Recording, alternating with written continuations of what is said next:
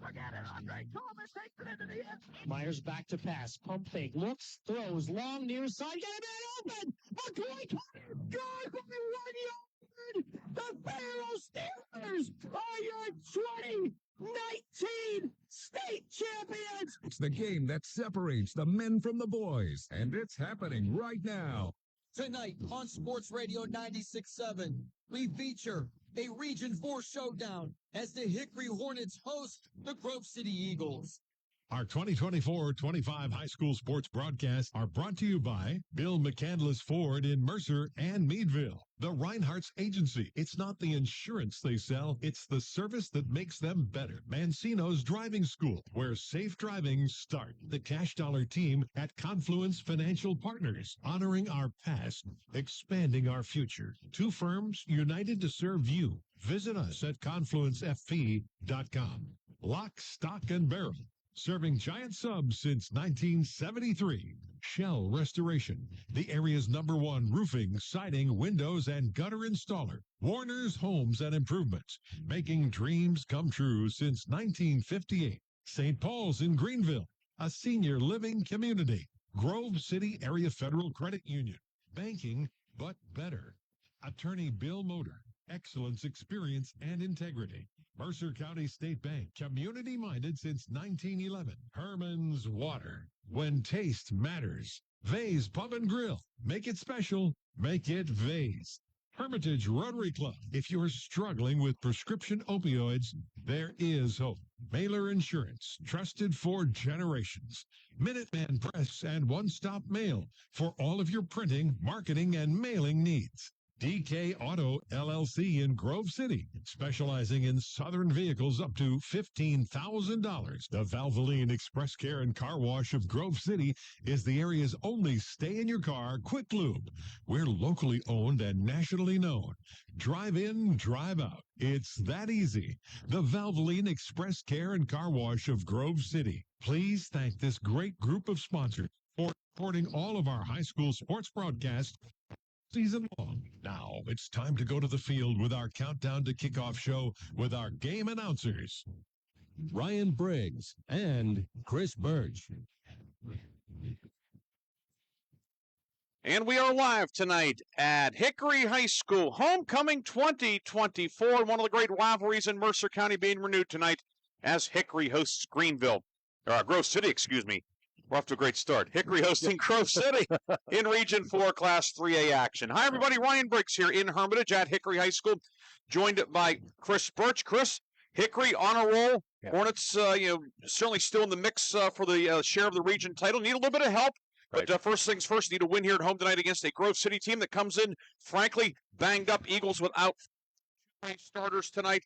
Certainly uphill for the Eagles to begin with, taking on a really, really good Hickory team. Yeah, I mean, certainly this Hickory team is, they had the hiccup against Sharon, another great team.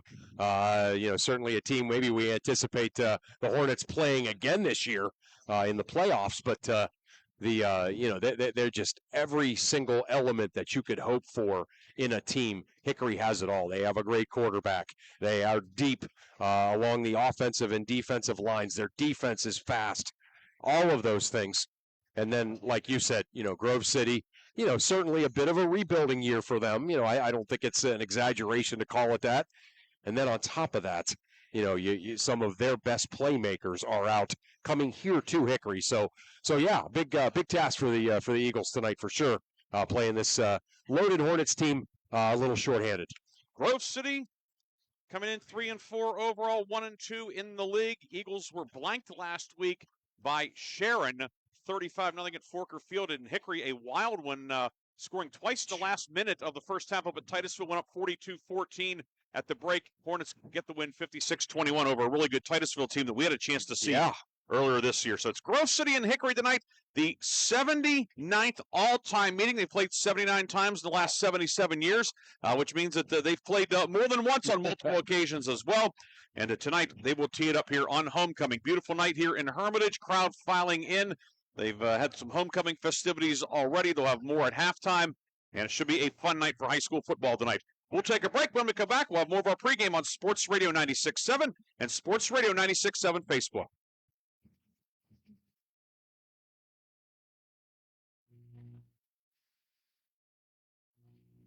Wiper sale. You heard correct. Voco windshield wiper sale with any of our Valvoline full-service oil change through the end of the year. So get ready for Old Man Winter today before he arrives. Voco windshield wiper sale through December 31st. You can go anywhere for an oil change, but you come to us for the experience.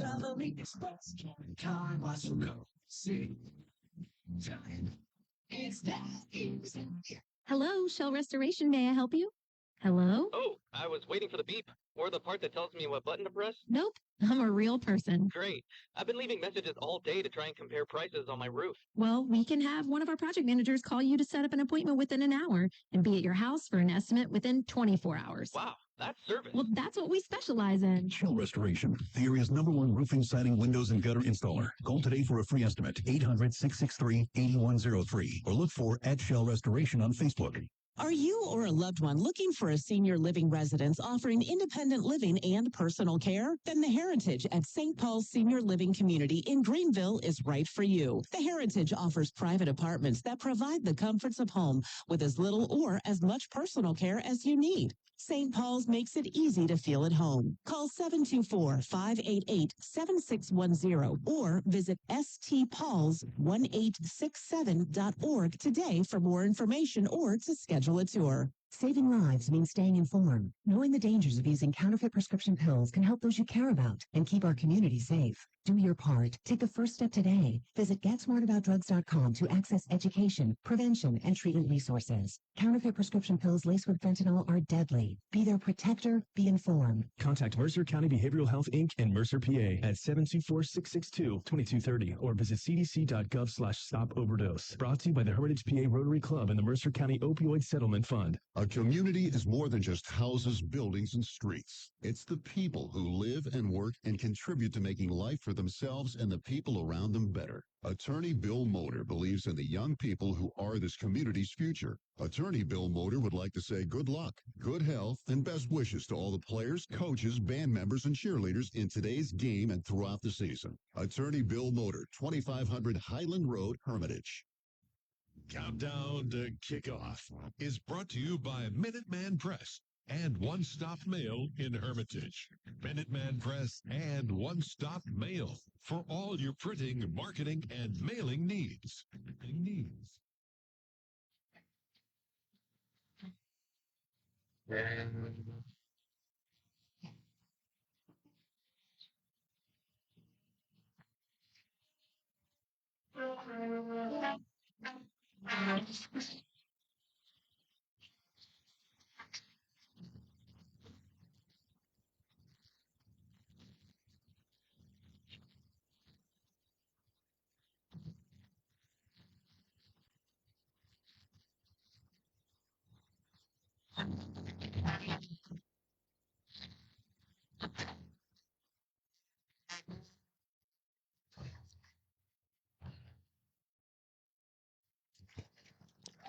And we are back here at Hickory High School. Ryan Briggs, Chris Porch with you.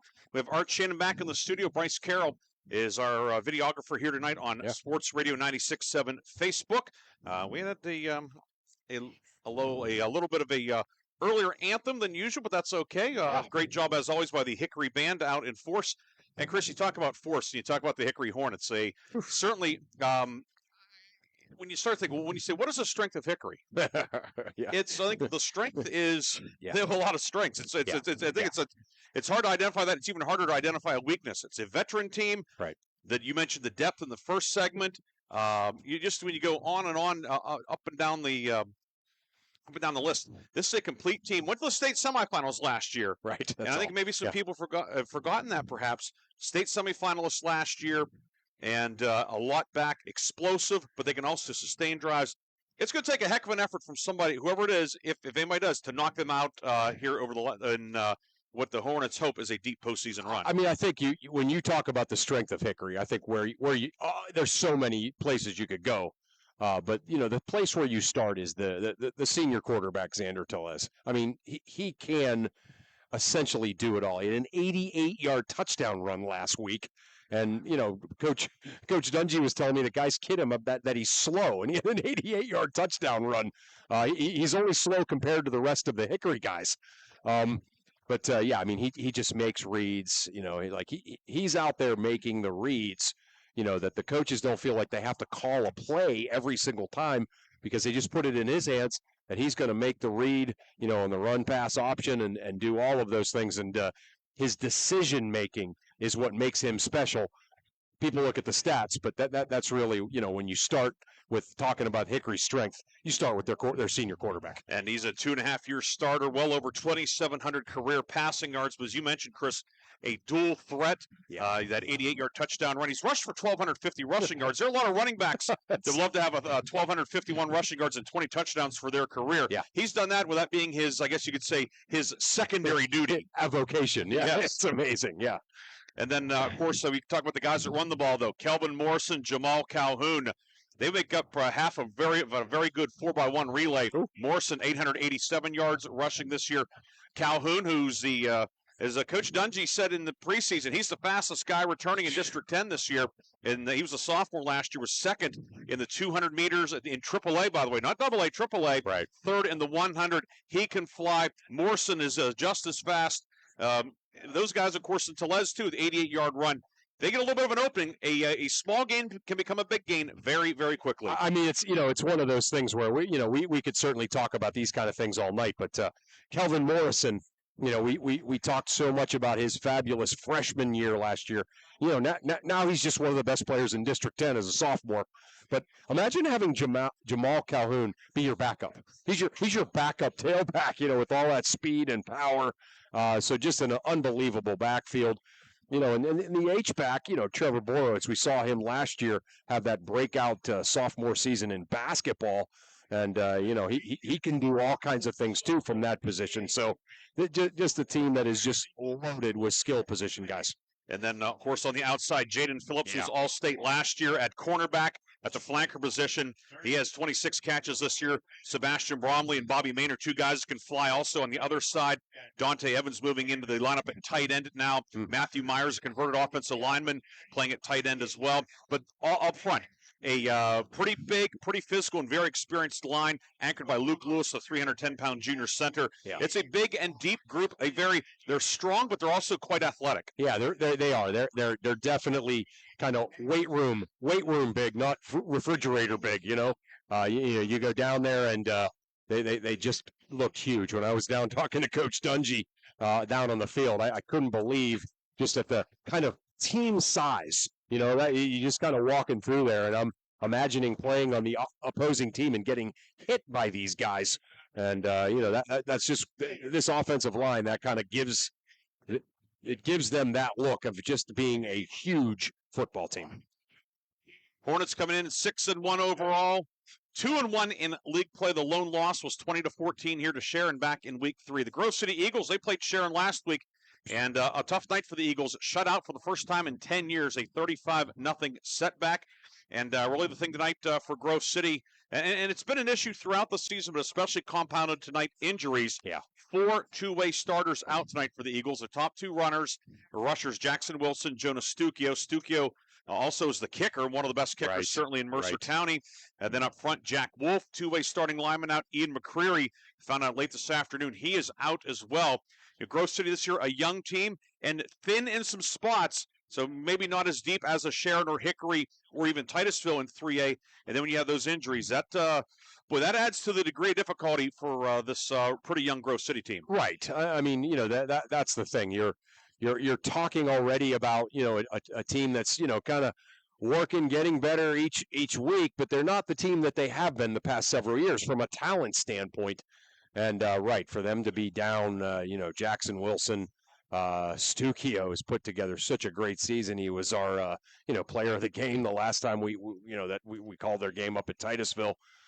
So I mean, it's tough. And then the interior guys, that might even be more damaging against this Hickory team, just as far as sustaining drives and doing those kind of things. So it is. It's going to require some alchemy for Coach Mowry and company to come up with ways, to sustain drives and keep this awesome Hickory offense off the field. But as has been evidenced over the last decade, if there's a coaching staff that can, and a team that generally over the years has maximized and gotten the absolute most out of its team, it is Grove City. Well, how about, you could almost really maybe flip the script a couple of years ago, right? Grove City was 6-1, returning District 10 champ.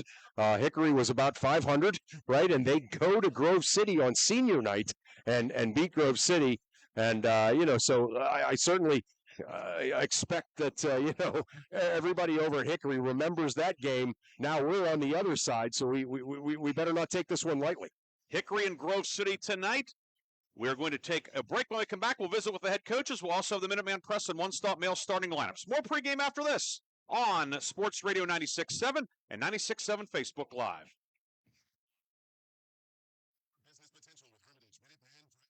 Eye-catching designs to professional printing. Hermitage, Minuteman Press are your local experts. Boost your brand with stunning business cards, brochures, banners, apparel, and more. The Hermitage Minuteman Press team ensures top-quality results with lightning-fast turnaround. Plus, their marketing solutions will take you to the next level. Elevate your image and stand out from the competition. Experience excellence in printing and marketing at Minuteman Press today. Minuteman Press, 3170 East State Street in Hermitage. Online at hermitage.minutemanpress.com or follow them on Facebook. Mention this ad and receive 10% off your first order. I'm hungry. Well, I know just the place to go. They got what I like? Oh, yeah. Win? Wait, what about drinks? Well, it's a bar and grill, so yeah, you're covered. Win-win? Speaking of win, they've got gaming too, so you can win. Come sit down for a great meal, a great drink, a great time, or all three. Vay's Pub and Grill has just what you want. So come by for good eats, cold drinks, and the latest ways to win. Vay's Pub and Grill, East State Street, Hermitage. Stay refreshed and hydrated with Herman's Water, your go-to bottled water choice in the Valley since 1908. Herman's premium spring water is sourced from nature's purest springs, delivering a crisp taste that quenches your thirst. Say goodbye to dehydration and hello to hydration. Visit hermanswater.com to order your supply today that can deliver to your home or office for free. Ask about our new customer offer of 1 month free rental and 2 free bottles. Herman's Water, when taste matters. When you're a grower, you know what it takes to thrive in the field. My bank understands and respects that. When you've got a financial partner working alongside you, it makes the days a little easier and the numbers all add up. My bank is experienced when it comes to agriculture. My family's been doing business with them for a long time. I'm independent, and so is my bank. Mercer County State Bank, member FDIC. Your community bank. Online at mcsbank.bank. Score big with a new checking account at Grove City Area Federal Credit Union. At the Grove City Area Federal Credit Union, you get a free checking account that offers no minimum balance, no monthly service fees, and unlimited transactions. Download their mobile app and you can get 24/7 account access and remote deposit. See them at one of their 2 locations in Grove City or online at gcafcu.org. Member NCUA, Equal Housing and Equal Opportunity Lender. Open a checking account now and score 4 tickets to a local high school sports event. Call for details. Countdown to Kickoff is brought to you by Minuteman Press and One Stop Mail in Hermitage. Minuteman Press and One Stop Mail for all your printing, marketing, and mailing needs.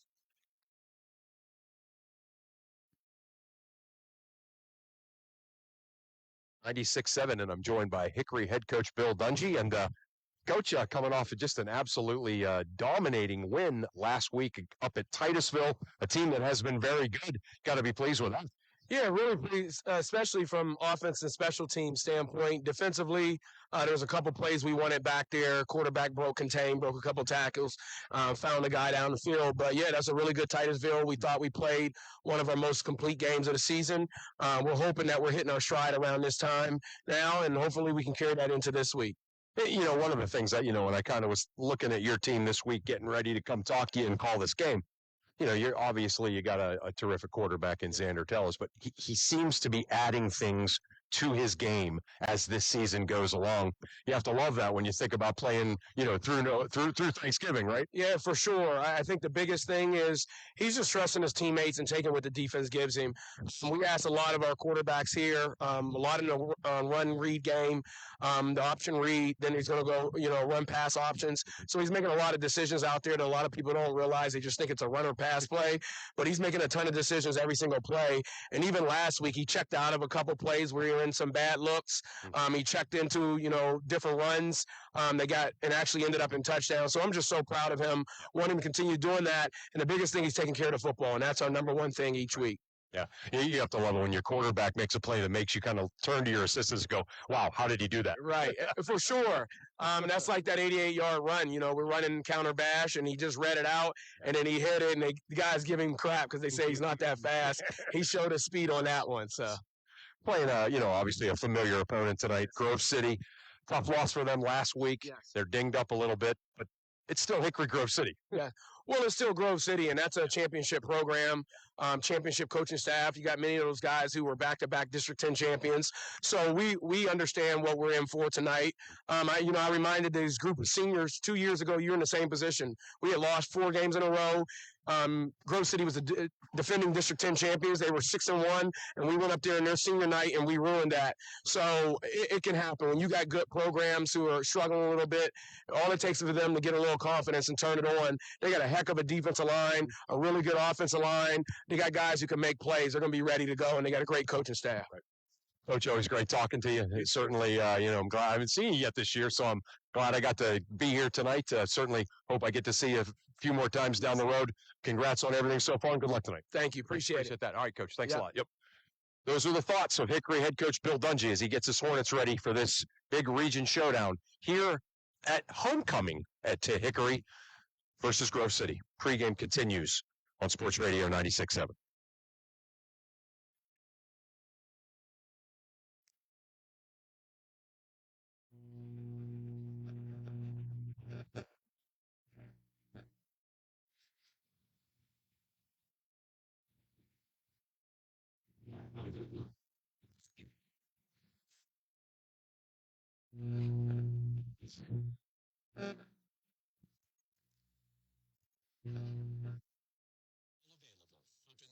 Through Saturday, closed Sundays and Mondays.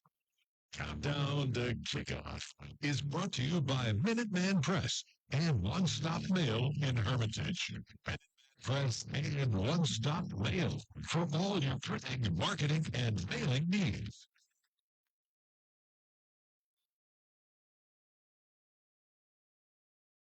We're back on Sports Radio 96.7, and I'm joined by Grove City head coach Sam Mowry. And, Coach, right from the frying pan into the fire, you played that, awesome Sharon team a week ago.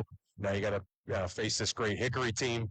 Obviously you have a game like last week. I don't know anybody better at sort of circling the wagons than like you and your staff, but still probably a pretty tough week, kind of getting them back, kind of in focus. Right. I mean, tough week, but even in a game like that last week, there were so many good things, and you can see on film the kids working their tails off, and things from week to week, even from the whole city to Sharon, things that we had to clean up. The boys were doing that, so you can see them still making strides and continuing to improve. And despite we never talk about the result on the scoreboard. Our focus is on each other and working every day to become better. And the kids have done a great job of living up to that standard and being positive and just making sure that the focus is getting better every day. Speaking of, I guess getting better, you look at this Hickory team that you're playing tonight, obviously a team that lost to that Sharon squad that you played last week, but still an awesome performance, by them up at Titusville last week. And, so when you look at this Hickory team, what are some of the things that concern you? Speed all over the place. One of the fastest high school teams I think I've ever seen on film. The weapons, obviously, experience coming back at the quarterback position, and talented skill guys and an offensive line and a defensive line that do a great job up front. So, on both sides of the football, offensively for them, just about keeping guys in front of you, making plays and tackles and trying to limit the explosive plays. And defensively, they do a great job of flying to the football and just trying to make sure that we're every play is a positive play and limit turnovers and those types of things. But it's a great team, and you can see on film they're getting better and improving too every week. And we're excited to have the opportunity to play, and what a great challenge for our kids tonight. And that was our Chris Birch with Grove City head coach Sam Mowry. As we get you set for kickoff, it is time for the Minuteman Press and One Stop Mail starting lineups.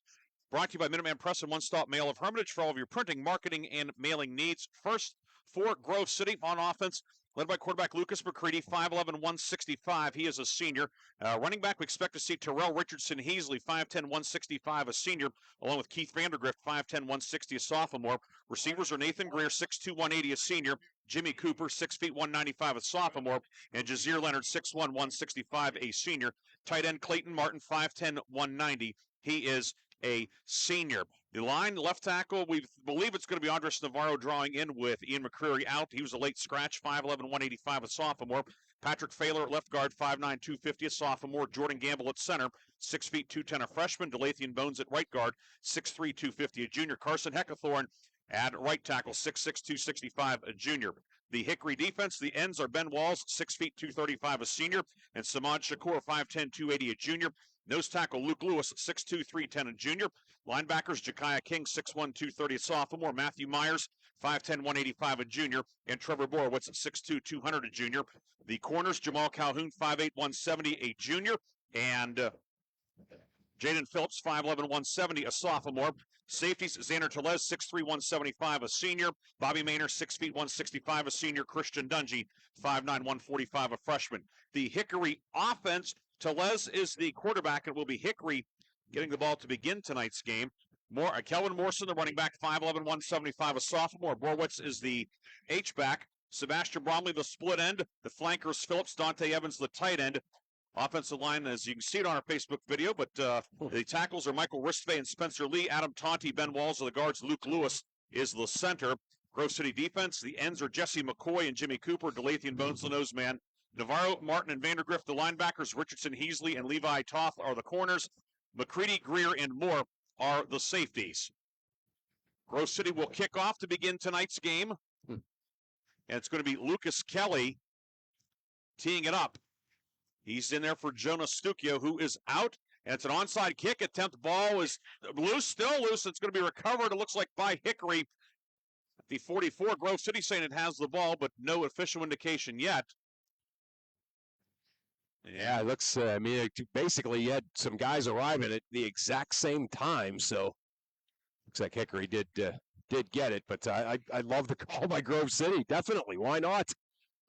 Come out with the onside kick, maybe catch Hickory not thinking of that in that moment, but Hickory is able to corral the football and get some decent field position to start this game, Riggsy. It's Brody Bishop who came up with it. Grove City won the toss and elected to defer. Hickory going left to right in the black tops, black pants, white numbers and letters. Very easy to see in the numbers. Yep. The same cannot be said for the visiting team, Grove City, in the old gold numbers on white. Yeah, with white pants. They had the black numbers, the new road jerseys up at Titusville, but they are wearing the old ones tonight. Hickory going left to right, 1st and 10 at the 44-yard line, and the snap, it's direct snap to Kelvin Morrison over the left side. Morrison to midfield. Morrison over the midfield line. He'll be stacked up in Grove City territory at about the 48, a pickup of around 8 for Kelvin Morrison, closing in on the 1,000-yard mark this year. Yeah, Morrison started out wide, but then went in motion to right behind the center, snapped it directly to him, and sure enough, he was able to pick up, about 7 yards. They'll give him 8 to the Grove City 48, 2nd and 2. The snap goes to Telez. Telez up the middle, stumbles across the 40 down to the 35-yard line. Xander Telez talked about his rushing ability, and Gets a nice gainer down to the 36, maybe even 30. I'll give him the 36 pickup of 12 on his first carry. Yeah, just that direct snap. And there's that example that Coach Dungy was talking about where he just makes reads. He sees what he sees, and then he attacks it. And I think that was the case right there. 1st and 10. Tellez throws a quick screen caught by Morrison. No, he had it and then dropped it. Hit him in the hands. It lands incomplete. It'll be 2nd and 10, and it'll be 2nd down after that incompletion. First pass attempt of the night. Yeah, I think Morrison was just kind of looking down the field, kind of seeing where his blockers were set up, but he forgot an important item, and that was the football. So 2nd down and 10 at the 36-yard line of Grove City. Hickory moving left, right. Tellez, quarterback draw. Tellez over the right side to the 30. He'll pick up 6, maybe 7. And will be 3rd down and 3 upcoming. As Lathan Bones got a piece of him. Yeah. Tellez making pass fakes, ball fakes like Jason Williams in an NBA game in the 90s there. And just finding a seam behind tackle and picking up another chunk of yardage. 3rd and 3 to 29. Tellez pumps, looking downfield, has a man behind the defense, and it is caught. Touchdown to Hickory. Jaden Phillips behind the defense makes the catch. Phillips, his 7th touchdown of the season. Tellez, it's touchdown pass number 9, and Hickory has an early 6-0 lead. Yeah, just over there kind of set up by himself. Jaden Phillips, one-on-one coverage. Tellez recognized that just a little ball fake. Tellez has got those huge hands that he can make those kind of almost Ben Roethlisberger pass fakes, and made a little pump fake and then froze the defender for just a second, and then threw a perfect ball into the bucket to Jaden Phillips for a touchdown. Logan Stanford, 34-36 on the season on PATs, and he gets extra point number 35, matching his jersey number, and Hickory has a 7-0 lead with 10:33 to go in the first quarter. 5 plays, 56 yards. We'll be back after this 1-minute timeout on Sports Radio 96.7. Oh, I was waiting for the beep.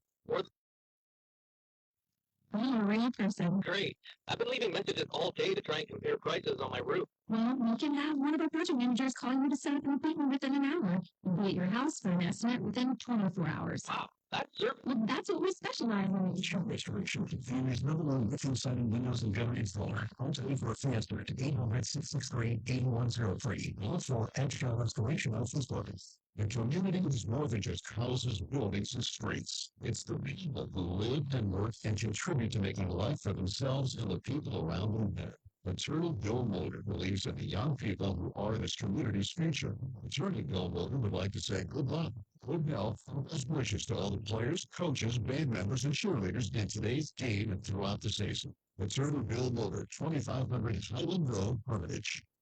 The first quarter is brought to you by the Grove City Area Federal Credit Union. Banking but better. Okay, and we are the Groves. Hickory is kicking off. Logan Stanford, the kicker for Hickory. He lets it rip, and a good return for the Grove City Eagles as Grove City will set up in pretty good field position here as they obviously need to get something going here. As we'll take a look at the Grove City offense here on their first time. Quarterback Lucas McCready, the 5'11", 165-pound senior, brings the Eagle offense out a little dinged up, of course, this week. The top 2 running backs for Grove City. Wilson is out, so see what Grove City sets up in here. Snap as we see Richardson Heasley off right tackle. And the Hickory defensive line walling up there. Looked like Shakur and King in on the tackle there. So Grove City will now set up on a 2nd down. They're going to give them about 2 yards. So it's 2nd down and 8 for the Grove City offense. Again, McCready in the shotgun formation here. Again, this time it's Richardson Heasley again. He finds a little daylight, gets down the sideline, and picks up the necessary yardage to get a first down, but there is a flag right where he broke out to get along the edge there. So we'll have to see what the call is here. But Terrell Richardson Heasley, a 5'10", 165-pound senior, getting the start tonight with Jackson Wilson out. Looking impressive there on that run, but let's see what the flag is. Way Grove City is retreating. Yeah, it's going to be a hold on Grove City as right as Richardson Heasley broke to the outside. That flag went down right there. So that's going to set the Eagles offense back. Is it be second down again? But they're going to be well behind the original line of scrimmage. So yeah, second down and 14 here for the Eagles. McCready in the shotgun. As Jimmy Cooper goes in motion. Again, handoff to Richardson Heasley, but the Hickory defensive line all over that one as nose guard Luke Lewis and a whole host of Hornet tacklers in there to bring Heasley down again behind the line of scrimmage. So Grove City, after giving up the quick touchdown on Hickory's first possession, is now faced with a third and very long, 3rd and 16. They're calling it here. So Eagles really needing to pick something up here. Hornet defense would love to force a 3 and out and get the football right back after scoring on their first possession.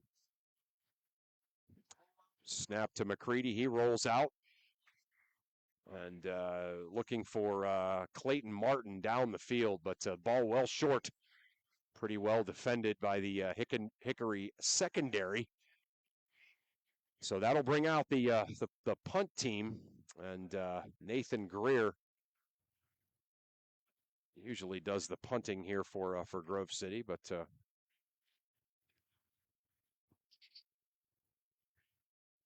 yeah, that's McCready though. He's going to punt. Jaden Phillips and Kelvin Morrison back to receive for the Hornets. So that's a pretty daunting duo. But punt goes out of bounds and did not make it to the midfield line. So the Hornets, after scoring on their first drive, they are going to get a short field here as they'll set up shop. 1st and 10. Looks like it'll be at the 42-yard line. So another good field position, good situation for Xander Tellez and company here as the Hornet offense comes back out. So Grove City has to find a way to get a little pressure on Tellez. He just had time to kind of do whatever he wanted to do last time, and looks like we're going to get an offsides on Grove City, as it looked like some of the guys along the line of scrimmage jumped a little bit. Might have been defensive end Jimmy Cooper. So, okay, yep, yeah, it's going to be offsides on the Grove City defense. So, thank you, Chris. Good job. Thank you. You took the wheel there for a minute. Well, had to handle something. Some technical difficulties. Yeah, from 30 miles away. Now we have another flag, and it looks like Hickory may give the 5 yards back. Right. As Jaden Phillips went in motion and go back to be 1st and 10 at the 42. And of course, the field position.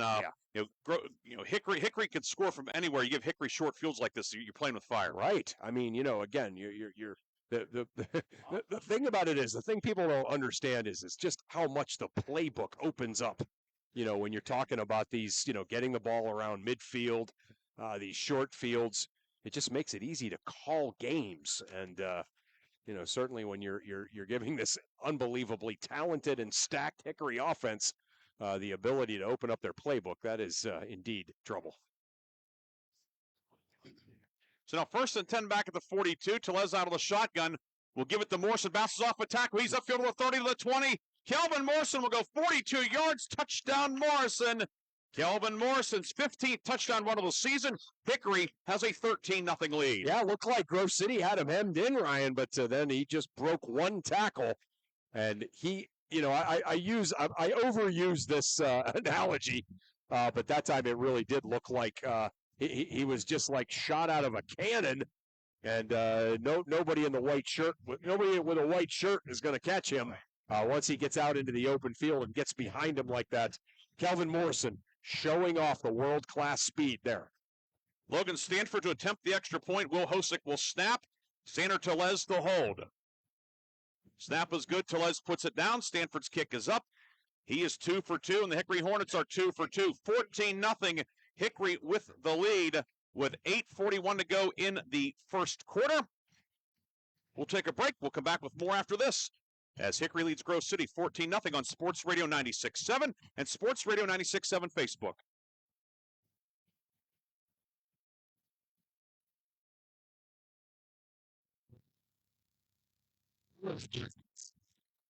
Business cards or fools, payments of Maryland Law, which paid their best lead, which was not the long results. Master plus their money, so she will be usually. We should face very excellent in printing. They can't press today. Friends, 41 LEBC safe turns get flipping. Line early time at handpress.com. The following on Facebook, which is adding some tips on your first order. The first quarter is brought to you by the Grove.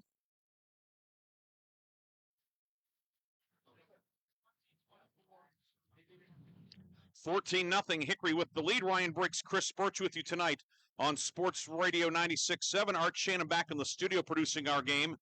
And Bryce Carroll is our videographer. And the Hickory Hornets off to a fast start. And, of course, Chris, Hickory this year has been scored more first quarter points than anybody in Mercer County. Yeah. Grove City has scored the fewest. Wow. Yeah, that's a heck of a contrast, and we're certainly seeing that right now. Stanford's kick downfield, fielded at the 9-yard line as Levi Toth brings it ahead. That's Richardson Heasley. The return man is brought back down, it is Richardson Heasley, brought down inside the 15 at the 11, and there's a flag way back upfield. And it would appear that the Eagles are going to be facing a very long field, likely inside the 10-yard line. Yeah, boy, Coach Mowry mentioned in the pregame interview the team speed that Hickory has, and he's not necessarily someone that always speaks in hyperbole. So for him to say that, he saw something on film and we're seeing it. They just how fast did the black shirts look like they got to the football there? Officials are getting together.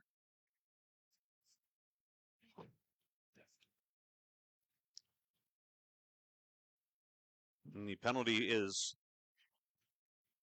going to be a hold. It's going to be 5 or half the distance. So it's going to go back to the 5.5-yard line. That's where Grove City will put the ball in play with 8:34 to go in the first quarter. Down 14-0 and facing a long field are the Eagles, moving right to left here in the first quarter towards the scoreboard, south to north here at Hickory High School.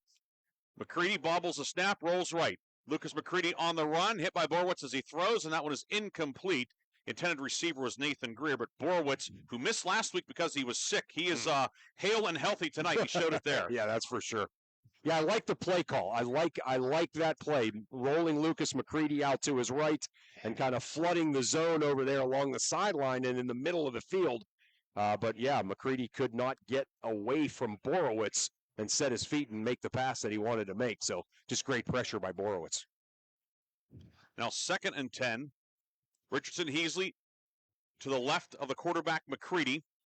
Double wing to left. The give is to Richardson Heasley off the left side. Cuts upfield. Has a little bit of a crease. And then he's going to be brought down shy of the 10-yard line by Luke Lewis. Luke Lewis, the nose tackle, 315-pounder. But he moves like he's about 225. Yeah, he just kind of he moves great right and left, but if you try to run up the middle, he's like having an extra player, and I don't mean just because of his size. I mean because of his lateral speed and his ability to get away from blocks. But even you look at him, and he's muscular, but he does not. No, he looks like he's probably about 265, but he is very nimble. 3rd and 6 at the 10, and problem with the snap. Not everybody on the same count, and it's going to be a 5-yard mark off, and Grove City now will have 3rd and 11 back at the 5-yard line. 4th penalty of the early going on Grove City. Yeah, that's not good. Can't do that against a team of this caliber. Yeah, we're just kind of finishing that thought about Lewis. I mean, he looks like a guy that he'll be in like the intramural dunk competition, right? And wherever he goes to college. I mean, he's just that kind of an athlete. Anchoring that 3-man line, Samad Shakur, who missed the last 2 games due to the PIAA ejection rule. He's to his right. Dante Evans in 3rd down. McCready back to pass, throwing it downfield. It is a jump ball and incomplete, intended for Greer. And he was battling downfield with Jaden Phillips. Pass lands incomplete. 4th down, and now Grove City, which of course had a short punt earlier, a 14-yarder that set up Hickory. Eagles will now have to punt from the end zone, and McCready, he's not going to be on the end line, but he's going to be pretty close. Yeah, and you're kicking the ball here to again it's getting Morrison and Phillips, who are standing at the 35. That's not good. Clayton Martin will snap. As Chris said, the dual men back at the 35-yard line. Snap is chest high. Kick is away. It's a knuckleball that floats in the autumn air, grabbed at the 34 by Phillips, who stumbles and goes down at the 30. So all things considered, not a bad situation for Grove City. Punt of 29, and Phillips, maybe with some help from the newly installed artificial turf here, held to a 4-yard run back. Yeah, you could see Phillips' teammates giving him a hard time. He was tackled by the turf. But still great field position for this Hickory offense, already up 14-0. So Hickory off to a great start. Sharon off to a great start too, Briggsy. They're up 20-0 on Cash early going in that one. A game up in Linesville. And here in Hermitage, it is 14-0. Hickory with the lead, 7:38 to go in the opening quarter of action.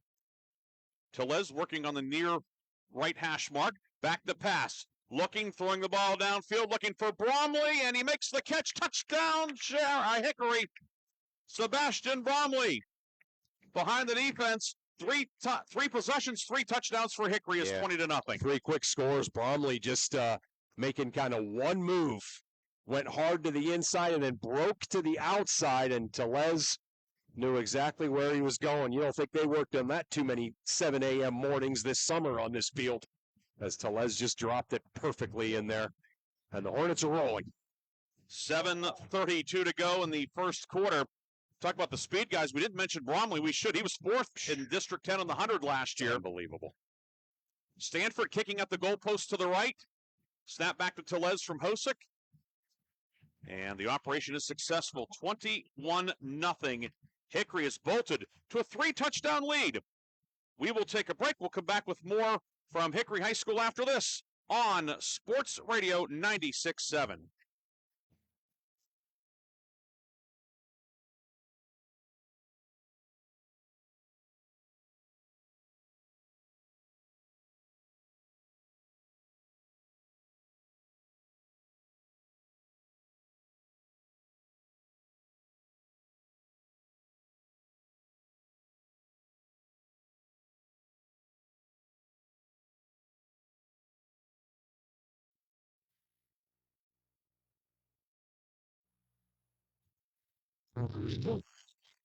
In the Grove City area Federal. And again,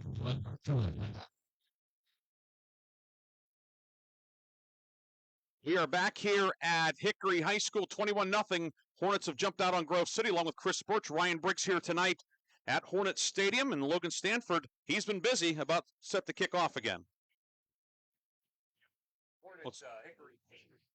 Hickory kickoff team here getting a little bit of a workout, but again, this Grove City team, they just kind of need to settle things in a little bit and pick up a couple of first downs and get some confidence. Stanford's kick, angled far side, hits the 10. It will check up and stay in play at the 8. And Richardson Heasley along the far sideline is knocked out of bounds at about the 20-yard line. Grove City will have it maybe just past the 20-yard line with 7.5 minutes to go in the first half. Don't forget, after the game, as always, we'll have the Reinhardt's Insurance Player of the Game and the Lock, Stock, and Barrel Play of the Game, as Grove City will begin this drive at the 21-yard line, so an extra yard given on the return. Yeah, see what Grove City comes out and does this time. Again, they started with a penalty last time, and they obviously can't do that. So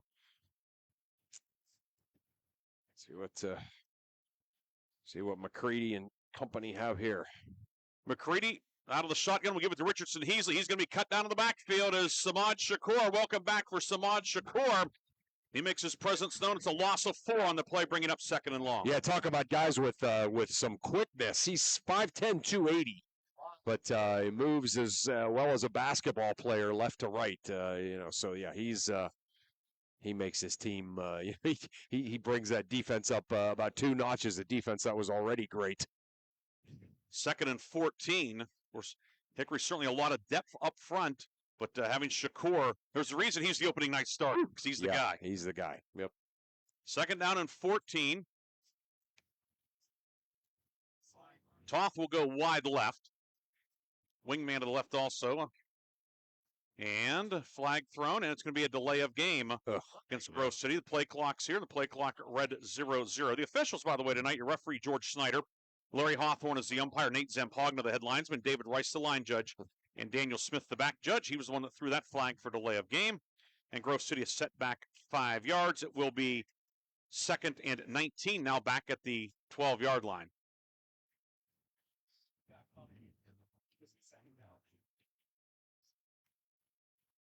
Let's see what, trying to see a little discussion there between the officials.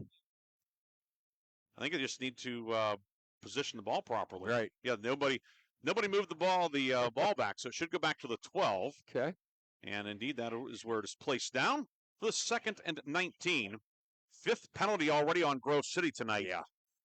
Eagles have had 8 offensive plays and 5 penalties. Yeah, that's maybe the biggest problem here. Certainly from kind of looking at it from what they can control. McCready will give it to Richardson Heasley up the middle. He gets back some of the penalty yardage out across the 15 to the 18-yard line. Brought down by Ja'Kai King, the strong side linebacker. And Richardson Heasley, who has started most of the season at wide receiver, taking over at running back tonight with both Jackson Wilson and Jonas Stucchio out. And Richardson Heasley doing a nice job. He's doing a nice job. That's the kind of play right there. If you don't have a penalty and it's 1st and 10, you run that on 1st down, all of a sudden it's, 2nd and 5, 6, 7, even less than that. That's what you want. But the penalties have been an issue. 3rd and 13, Eagles 0 for 2 on 3rd down. McCready out of the gun. Will give it to Clayton Martin, his first carry of the night. Martin out to the 20, and he'll be shoved out of bounds by Jaden Phillips. So Clayton Martin picks up about 4, maybe 5 on that carry. Martin being moved into the backfield due to the necessity, and sometimes you have to you put your best guys in some different spots. Right. And Martin will give him 6 out to the 24, but the Eagles will have to punt it away for the 3rd time. I mean, Richardson, Heasley, and Martin, if they were the halfback and fullback on a high school football team, that would be a great combo. So yeah, I mean, it's certainly not like Grove City doesn't have depth at those positions. It just creates bubbles at other positions now. So will be McCready to punt. Morrison deep, snap low, fielded by McCready. Kick is away. It's a high wobbler. Jaden Phillips near side fields it at his own 48 upfield into Grove City territory to the 35 to the 30. Morrison cut down at the 28-yard line. Morrison with a run back into Grove City territory. And again, Hickory will start on the Grove City side of midfield. Yeah, that time Phillips didn't trip up and took about 4 Grove City guys down the sideline to finally bring him down. He's obviously not a big player, 5'11", 170, but he gets ahead of steam. He's just really tough to kind of angle up and make the tackle on. Peyton Miller on the special teams tackle for Grove City. It will be 1st down and 10 for Hickory at the Grove City 27, moving left to right. And Grove City is going to take a timeout. We'll take the timeout as well. 5 minutes, 40 seconds to go, 1st quarter. Hickory leading 21-0. Chris and I will have more action after this on Sports Radio 96.7.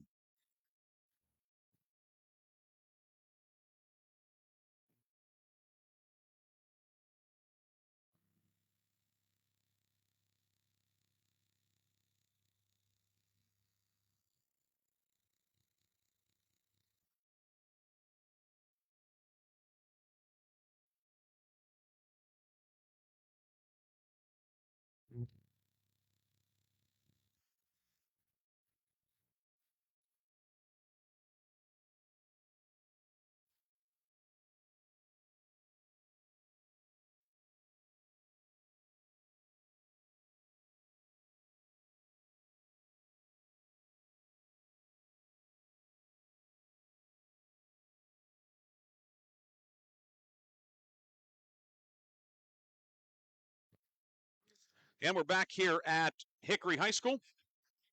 Brian Briggs, Chris Birch with you tonight on Sports Radio 96.7. Grove City taking the timeout prior to this first down play. The handoff goes to Jamal Calhoun on a stretch play over the right side. Calhoun to the 20, to the 15, and Calhoun stepped out of bounds near the 10-yard line. Jamal Calhoun, his first carry of the night. Flag comes in at the end of the play also, and Jamal Calhoun running to the short side, but he's a guy does not need much room at all. No, that's all of these skill guys for Hickory have that sort of same action. They all kind of appear thin. They all kind of have that tall, thin look, and yeah, they get just a little bit of a gap between defensive players. They just seem to accelerate right through it. But yeah, it's going to be a penalty on Hickory, Briggsy. Yeah, the penalty was downfield, and they'll mark it off from the 12-yard line. So give Calhoun 15, and then the 10-yard penalty makes it 1st and 5 at the 22-yard line. It was a hold against the Hornets. And it'll be 1st and 5 at the 22.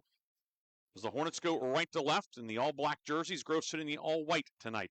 Tellez will give it. This time it is Calhoun again. Calhoun over the right side, same play. He's to the 10. Calhoun nudged out of bounds by Clayton Martin down near the 5-yard line, but another flag on the play back upfield. And right where Calhoun made the cut, there is a yellow there's just flag down. Some grabbing or some, kind of low blocking or something there that's springing him down the sideline. So.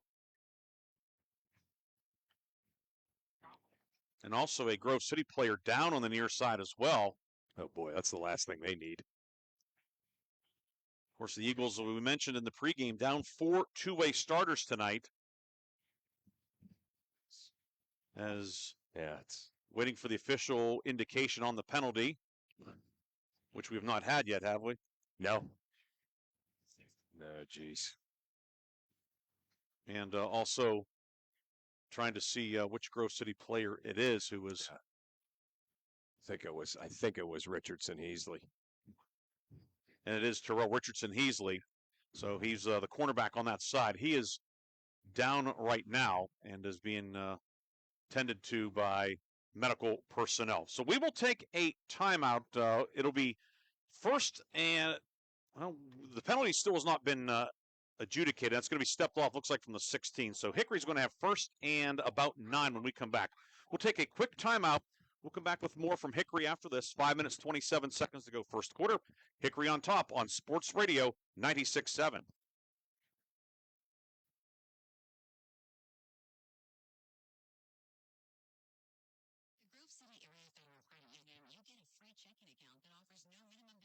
No monthly service fees, and unlimited transactions. Download their mobile app and you can get 24/7 account access and remote deposit. See them at one of their 2 locations in Grove City or online at gcafcu.org. Member NCUA, Equal Housing and Equal Opportunity Lender. Open a checking account now and score 4 tickets to a local high school sports event. Call for details.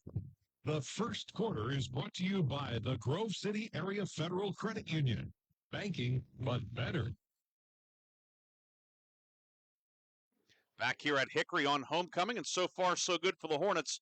A 21-0 lead. Hickory will have another first down play coming up after a penalty is enforced, but right now the issue is that Grove City cornerback Terrell Richardson Heasley being looked at by the Hickory medical staff here on the near sideline. We see Grove City head coach Sam Mowry also out there with his senior starting receiver turn running back tonight and cornerback as well as kick returner. And a Grove City team that's already, read thin in a lot of spots. Yeah, is is facing another significant injury, and I think they're going to bring out perhaps a cart or maybe even the stretcher. Usually the ambulance is parked on down by the scoreboard, a little bit out of our vantage point. We saw some people gesturing to bring that down. Yeah, it looks both teams kind of heading to their sidelines to stretch and get water and things like that. So yeah, this is it's not a sprained ankle. We don't want to speculate, but but they are going to taking a lot of precautions here. Yeah, so we have 5 minutes and 27 seconds to go in the first quarter. Hickory on top 21-0. A quick scoring recap in this one for you. Hickory scored a minute and a half into the game. Jaden Phillips, 29-yard touchdown catch from Xander Telez. Logan Stanford with the first was 3 extra points, made it 7-0. And then after Grove City punted, one play, Calvin Morrison goes 42 yards for a touchdown at the 8:41 mark to make it 14-0. And then the first play after a Grove City punt and then a return by Jaden Phillips, return it to the 30. Sebastian Bromley made a 30-yard touchdown catch from Telez to make it 21-0. And indeed, they are bringing a stretcher from the we're in the press box, and of course right now the injured player Richardson Heasley is off to our right at about the 7-yard line, and the stretcher was positioned at the other end, so a little bit of a delay in that, but certainly as Chris said, we hope that it is more precautionary than anything else. But Terrell Richardson Heasley, first year as a starter, has been a key special teams guy the last couple of years, getting his chance this year and having a very nice senior season, but tonight injured here with 5:27 to go in the first quarter. Chris, do you have any updates for us? I sure do. Yeah, Briggsy, we got the game over on 790 WPIC. The Farrell Steelers just scored to go up 14-7 on Sharpsville. So that game a tussle as we anticipated over at Farrell. Wilmington is up 14-0 on Mercer early on. Sharon has added a touchdown in their Region 4 matchup against Conneaut. They're up 27-0. And Greenville scored first in that Region 2 matchup against Sagertown. So Greenville is up 7-0 on Sagertown early on in that one. Of course, later tonight we'll have all the scores. It will be the Warner's Homes and Improvements 5th quarter scoreboard show. Aaron Byro, Darren Steele, and Art Shannon will have all the calls, or all the scores. We'll be taking your phone calls as well until 11 o'clock tonight, and that'll be here on Sports Radio 96.7 and 790 WPIC. And here it is 21-0 Hickory with the lead over Grove City. Of course, last night, Lakeview a 55-14 win at Cochranton. Sailors go to 4-4 overall, 2-2 in conference play as they continue to work with the injured Grove City player, Terrell Richardson Heasley, as he will be placed onto the stretcher and then taken by the ambulance to one of the local medical facilities here in the Shenango Valley. And we certainly our thoughts with Terrell here as he's injured here tonight in the first quarter of this game. Hickory, as we said, we'll have a first down play upcoming after the penalty is administered. There was a penalty on the play, and I believe it's going to end up being about 1st and 9 at the 26 once we resume action. Chris, do you have a few other updates trickling in? Yeah, I do. A couple of games, going on up north, and I guess a little bit to the east. You had Corey and Fairview, two good teams in that Region 5. That is it fair to say much improved Region 5? Certainly, yeah. There are a lot of good teams there. A lot of good teams up there. Yeah, Corey is up 13-0 on Fairview. The big 6As are in action. McDowell is up 7-0 on Austin Town Fitch School in Ohio. Cathedral Prep also playing an Ohio school. They are actually down to Benedictine, a traditional power in Ohio. They're down to Benedictine 14-7. Eisenhower is up 14-0 on Franklin. So the general and president beating up on the old statesman Ben Franklin, 14-0. So I had to get that one in there. Oh, there you go. That's a good history reference. And so right now, Ike leading the night. That's Knights versus Knights. Knights versus Knights, right? Yes. Yeah. So and here they continue. They have again. They have the stretcher and Terrell Richardson Heasley. They are getting ready, preparing it for him to be taken. And again, we find out anything, we'll let you know. But certainly hope that again that it is precautionary more than anything else. But again, that's a tough scene here.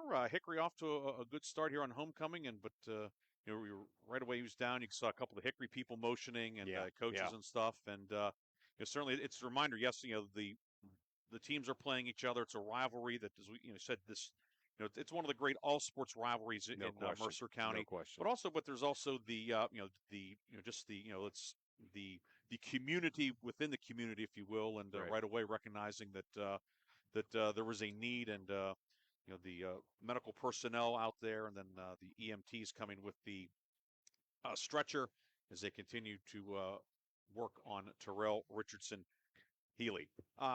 We're going to take a break. We'll come back with more first quarter action after this. Art Shannon has some spots in the rack, or I don't know if we have a rack anymore, but Art is back there. We're going to take a break. We'll come back with more from Hickory High School after this on Sports Radio 96.7 and Sports Radio 96.7 Facebook.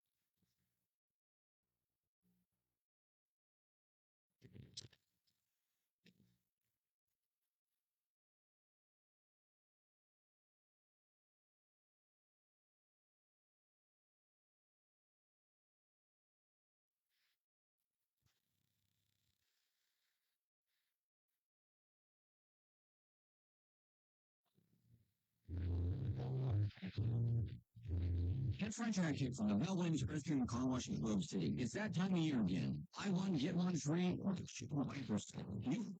Voco, windshield wiper sale with our Valvoline full service oil change. So get ready for Homeland Winter today before the year arrives. Voco windshield wiper sale from December 31st. You can go anywhere for an oil change, but you come to us for the experience.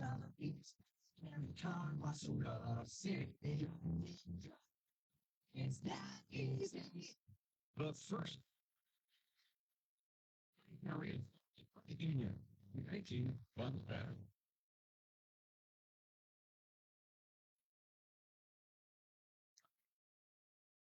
And we return to Hickory High School, where Grove City's Terrell Richardson Heasley is being taken off along the near side, along the track at Hickory High School, and be, again, transported to one of the local medical facilities for further evaluation. And we certainly hope that he is okay. And if we find out anything, we will pass it on to you.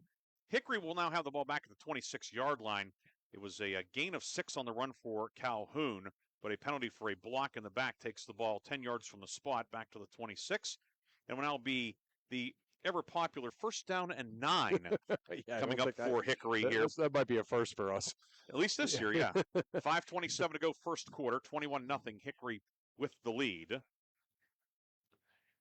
Hickory, huddled on the near sideline, and Grove City across the way coming back onto the field. Yeah, and it's not cold tonight, but certainly compared to what it's going to be, but it's cold compared to what they've been playing in and practicing in, all season so far. So yeah, you see some guys kind of stretching out and trying to stay a little bit warm.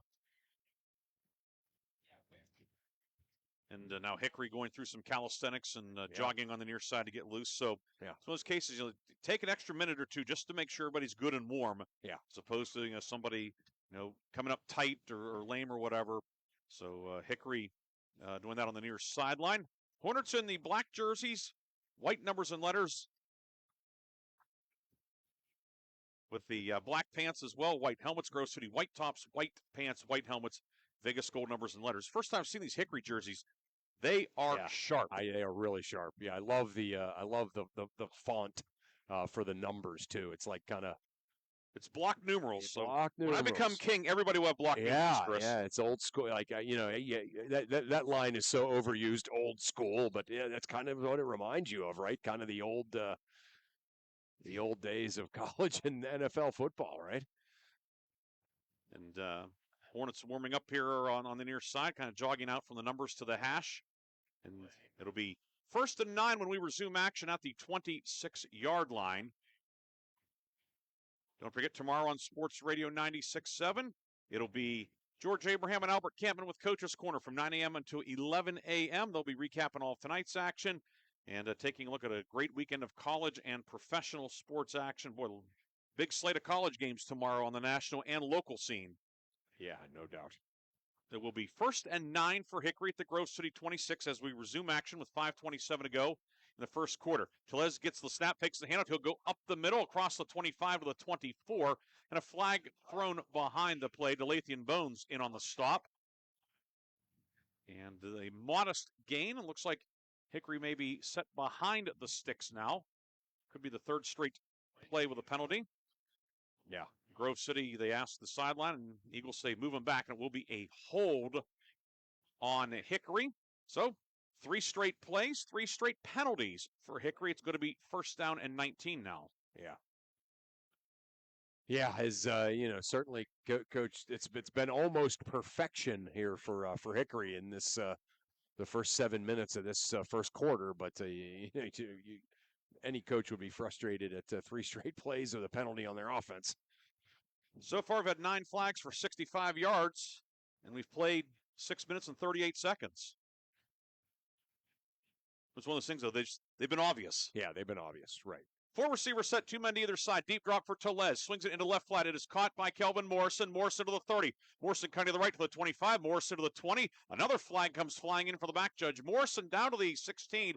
Has enough for the 1st down, but a flag thrown by the back judge right where Morrison cut back to the right, and it would appear that at least part of this 20-yard gain is going to be wiped out. You could see Coach Dungy really upset with his guys because here's what these are blocking penalties, a lot of them that aren't necessary. Like, in other words, just let the back do his thing, without these holds after they've already picked up a head of steam.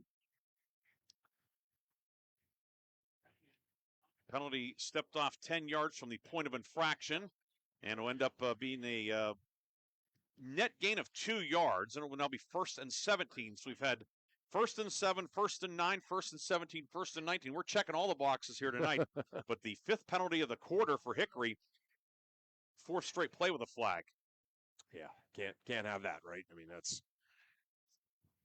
So back to the 34-yard line, and it will be 1st and 17. Hornets 161 yards of offense already, but even with the penalties. This time the give is to Morrison. Morrison over the right side. Morrison breaks 1 tackle, but then is going to be brought down by Clayton Martin at the 32-yard line. Looked like Morrison was going to get out of that mess, and then Clayton Martin had different ideas. Yeah, Clayton Martin's a football player, right? I mean, that's just... And run right at him, and he almost kind of he made that tackle as if he was sort of sick of what's going on out there, and that's what you want, right? Good, really good play by Clayton Martin. It is 2nd and 14 out to 31, and now it's going to be 2nd and 9 as Grove City jumps into the neutral zone. It'll be 2nd and 9 now, so the 11th accepted penalty in the first 8 minutes tonight, and it's week 8, but it's looking like week 1, Chris. Yeah. I mean, this is one of those things where I don't think this has been too much of a problem for Hickory, but it has been. Penalties have been problematic for Grove City at times this year.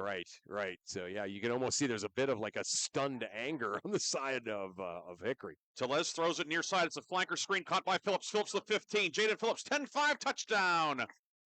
Jaden Phillips from 26 yards out, his 2nd touchdown catch of the night, and Hickory adds to its lead with 3:56 to go first quarter. There it is, right. So, we follow the Grove City penalty, which I added commentary to Hickory because I was looking down at their coaches. But, another penalty on Grove City leads to a good situation for Hickory, and Hickory doing their thing as Tellez, again, there's one of those reads that Coach Dungy was talking about with Tellez. Making a great read, and another Hickory touchdown. Logan Stanford on to kick the extra point. Tellez will hold. Hosick to snap. Snap is good. Hold is down. Stanford puts it up. It is good, and it is 28-0. Hickory with the lead. 3:56 to go first quarter. We'll come back with more after this on Sports Radio 96.7.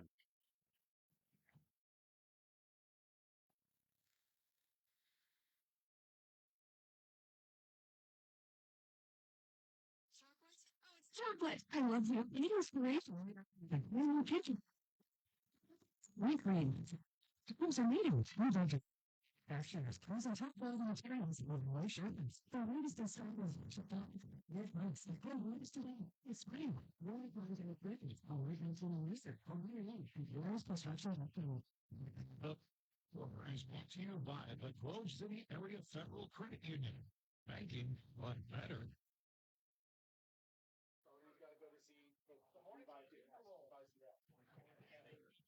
28-0, Hickory with the lead. 3:56 to go first quarter. Ryan Briggs and Chris Birch with you tonight in Hermitage.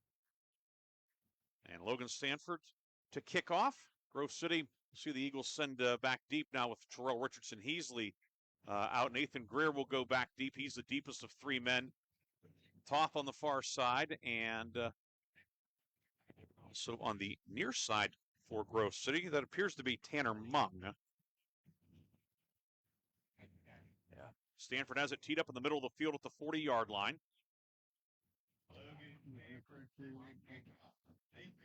5 men to either side of Stanford, and the senior on the run-up will send this one downfield. And it's going to be Greer fielding at his 10-yard line. Greer, far sideline, he will just go out of bounds at the 19-yard line. Near the 20-yard line where the And another, no, that's not a flag. That's actually somebody wearing yellow shoes. Yeah, out well, of yellow school for a shoes minute. there. Yeah. That's, one of the things, Briggsy, that we, really haven't kind of made the connection here when we're talking about the penalty yardage against Grove City and the penalties, the number of penalties. What you have, and you said you made reference to week one. You got a lot of guys playing out of position for Grove City for filling in for injuries, right? Well, and there was a flag. Okay, so it wasn't... Okay, you see it now in the giant H logo here at Hickory, which covers which covers about 33 yards in width. Yeah, it was the flag was in the border of that. Yeah, that H could be its own township. It's larger than the H in the Hollywood sign in California. So the ball will be moved back 10 yards on the holding penalty, and Grove City 7th flag of the early going for 45 yards. And Grove City again facing a long field with 3:52 to go in the opening quarter. McCready in the backfield, and he will give it to Clayton Martin, who breaks one tackle, and Martin is going to be stacked up and driven back into the end zone. Hickory signaling safety, but it is not going to be a safety as Martin will get progress to about the 2-yard line, but it's going to be second and very long, a loss of about 8 on the carry. Yeah, again, that super fast Hickory defense just able to swarm in there and just nowhere for Martin to go. Martin is, he's kind of a battering running back, and he needs there to be some white shirts, in front of him or around him to create some space so that he can batter in there and pick up yardage. And in that case, there just wasn't any space. Play clock down to 2, 1, and flag thrown. It'll be a delay penalty. It'll set the Eagles back 1 yard. And so now 2nd and 19 back at the 1-yard lines. Grove City marooned deep in its own end. Yeah.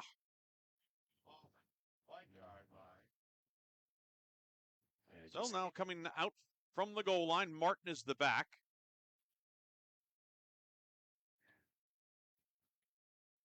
Greer wide left. McCready gets the snap. McCready back to pass on the run. McCready spins, jump pass, throws it in the middle of the field. It is tipped incomplete. And don't know if there was an eligible receiver. Martin was kind of in the area, so it does not appear as if it would be grounding, but McCready perilously close to a safety. Yeah, he was kind of running in the back of the end zone and then just decided to kind of throw it, as far and as hard as he could towards the middle of the field. He's very fortunate that one of the speedy Hickory defensive backs didn't pick that off. So 3rd and 19 at the 1-yard line for Grove City. Greer wide left. Toth will now deploy slot right. Hickory showing blitz. McCready will give it to Martin. He is hit and spun down. Luke Lewis brings down the ball carrier for a safety, or no, they're going to give Martin progress. Boy, it sure looked like Martin was in the Yeah, red he's of in the end red. zone. Yeah, that's an interesting call. It'd be one of those ones if you could see it on film, see the replay of it. But yeah, I mean, it didn't look like he ever got out of the end zone. It'll be now 4th and 19. The back point of the ball was a whisker in front of the goal line. Right. Luke Lewis shot through. It looked like he had himself 2 points, but instead it is 4th down and it might almost be it's we're not even out of the first quarter yet, but it might have been one of those deals where it might have been better for Grove City to get the safety and then have the free kick. You wonder if they might do that here. No, McCree's going to get the kick away, angle to the far side, kicking away from Phillips. It'll hit out of bounds at the 29-yard line. Yeah. And it will be Hickory taking over in Grove City territory with 2:55 to go in the first quarter. Yeah. They'll say out of bounds at the 27. Yeah, that's about as well as you can do there if you're McCready, right? Is getting the snap in the ball, the short snap from inches in front of the goal line to the back of the end zone, and he got that quick kick out of there. Didn't allow any of the great Hickory returners to get their hands on the football. And 29-yard lines are obviously good field position, or I guess 26-yard line is good field position, but could have been a lot worse. Officially, the ball put down at the 27 for Hickory. Bobby Maynard goes wide left. Borowitz flanks out to the right. He's in the slot, but on the line of scrimmage. Phillips is a flanker to the right. It's a 4-receiver set. The deep back is Morrison behind Telez in the pistol.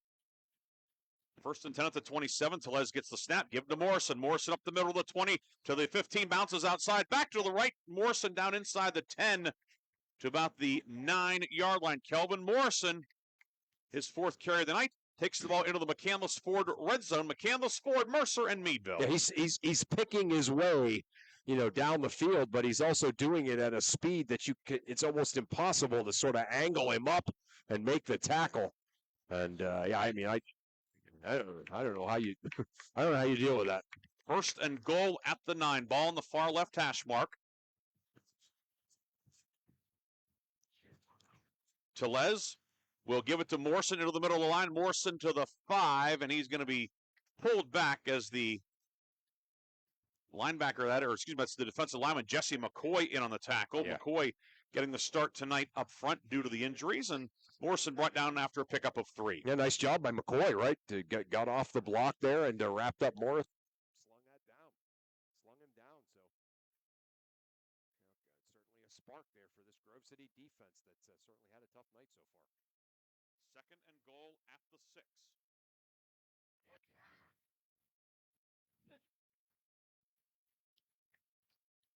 Play clock down to 7. Hickory's going to have to hurry. Now the Hornets will have to take a timeout with 1:44 to go in the first quarter. Hickory knocking on the door. 2nd and goal at the 6 when we come back on Sports Radio 96.7.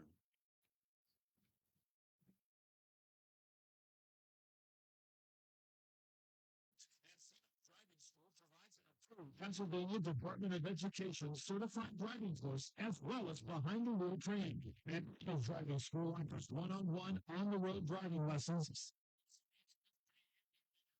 They use only certified driving instructors that have undergone extensive background investigation. For details or more information on adult training, go online to their Hickory's Driving School right now. The first quarter is brought to you by the Grove City. Better.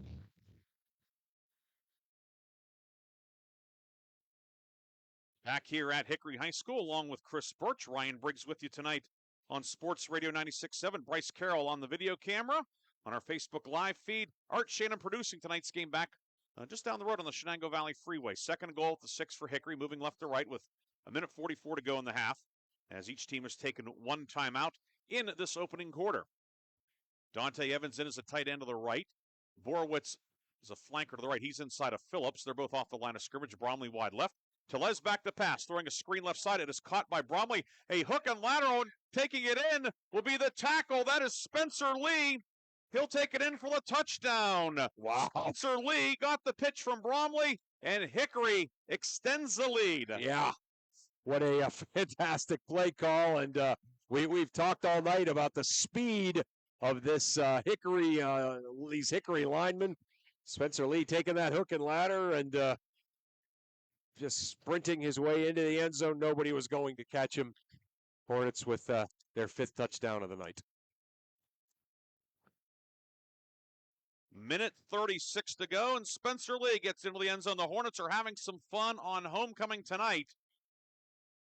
Bromley made the catch, flipped it to Lee, who takes it in for the touchdown. Stanford's extra point, it is up, and it is good. 35-0. Hickory with the lead here in the first quarter. We have a minute 36 to go in the opening period. We'll come back with more after this on Sports Radio 96.7.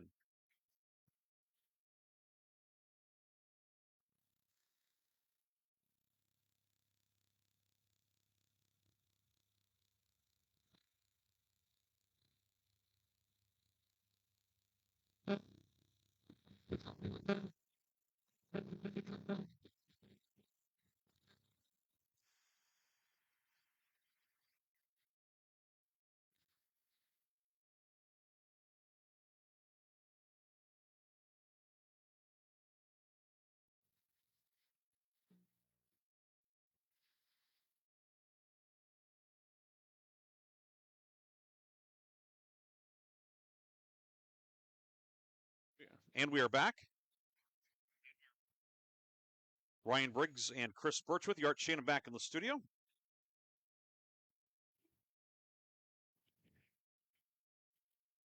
$35-0. Hickory with the lead. A minute 36 to go first quarter. As the Hornets, the trick play there, and we've seen the Hornets, they used it a lot in the past with guys like Luke Neville and Keenan Scullen. Yeah. Not Spencer Lee, but the big guy knew what to do when he got it in sure there. did. Yeah, that was a great moment. Certainly one that they'll remember on homecoming. Stanford to kick off downfield to the 10-yard line. Caught by Greer, far sideline. He's going to go out of bounds at the 20-yard line. And Grove City will have it deep in its own end. And we have another flag, Chris. Yeah. I know. He just caught the ball and ran out of bounds. I don't know what the flag's about.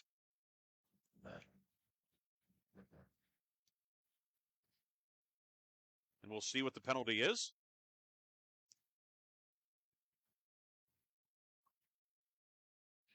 And they're talking to Grove City, but I'm not sure. But it was such a quick developing play that he just caught it and ran out of bounds. Maybe something a few yards down the field, some kind of an illegal hit or something. Already 13 penalties in the first 10.5 minutes tonight.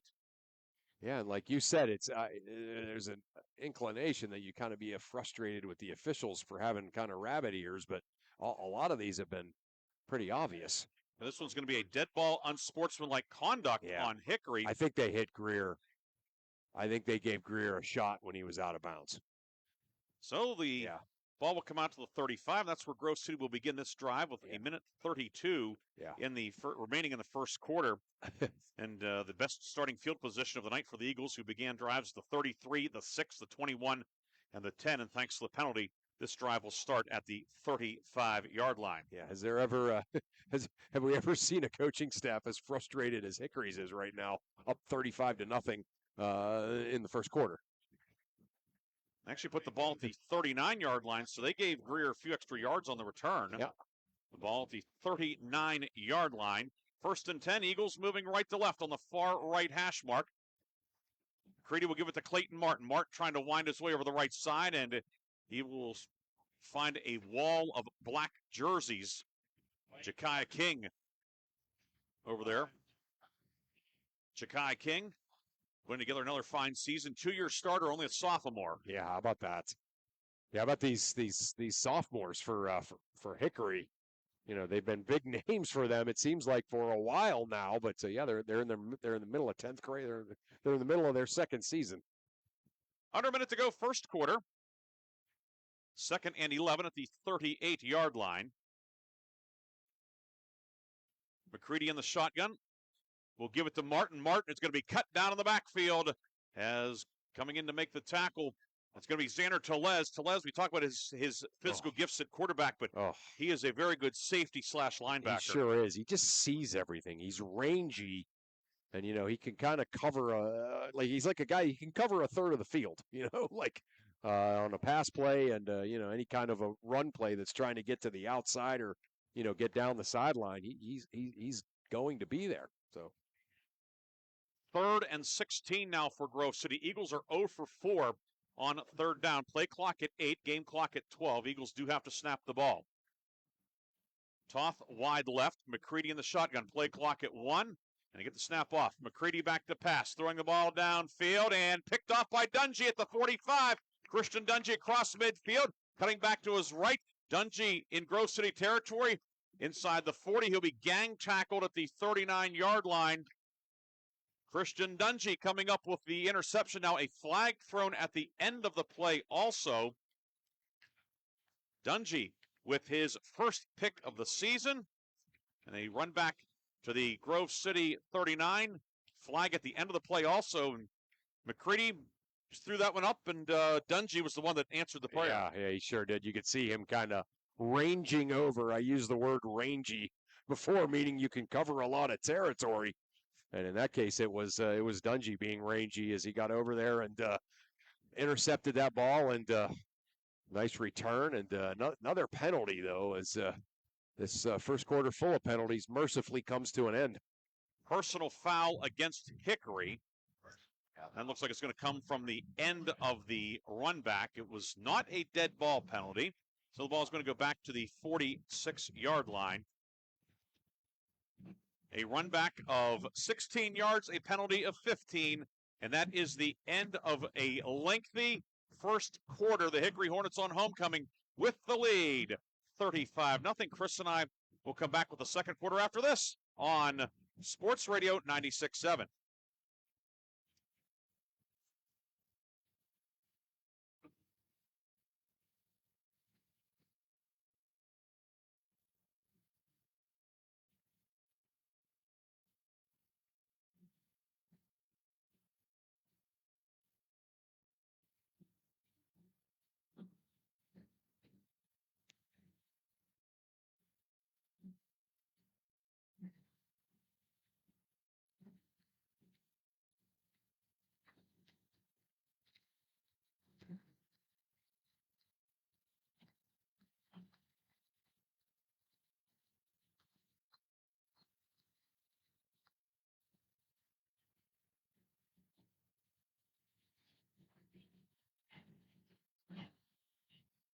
Back here at Hickory High School, Hornets 1st and 10 from their own 46 after the penalty, moving right to left. Telez fakes the handoff, keeps it over the left side. Telez to the 40. Xander Telez to the 20. Hesitates to the 10, to the 5, and knocked out of bounds inside the 5-yard line. Xander Telez had the 88-yard touchdown run last week. He'll pick up 50 on the first play of the second quarter. Yeah, Greer finally able to get over and to knock him out of bounds, but not before Telez does all kinds of territory for this Hickory offense that you just can't find enough superlatives to use about this offense.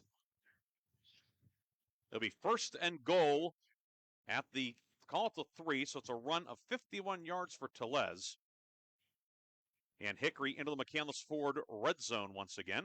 McCandless Ford, Mercer, and Meadville. Shakur lines up as a fullback. It's a stack eye. The give is to Morrison, and he will go into the end zone untouched and extend the Hickory lead. Kelvin Morrison, his second touchdown run of the night. And it is 41-0 Hornets with 11:49 to go in the first half. Putting the big guy in the backfield, and love it. Yeah, I wouldn't mind falling 53 into the end zone. Yeah, no doubt. Because just that big offensive line for Hickory, just opening up all kinds of gaps for these guys to run through. 41-0. Logan Stanford on to attempt the conversion. Will Hosick is the snapper. Snap is good. Telez puts it down. Kick is up. And the extra point is good. So Logan Stanford 6 for 6 tonight. And it is 42-0. We'll take a break. Come back with more second quarter action on Sports Radio 96.7.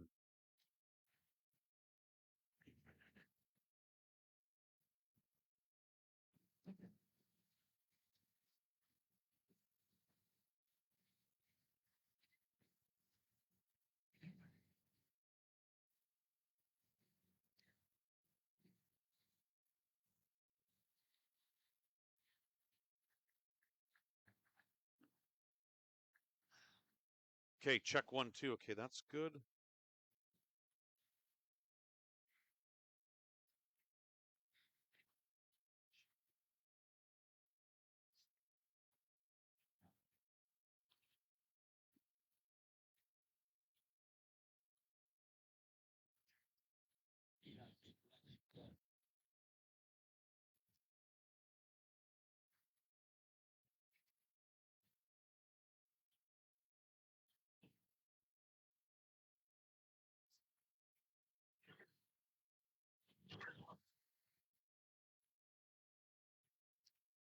Back here at Hickory High School, Stanford to kick off, has it teed up just inside the near left hash mark.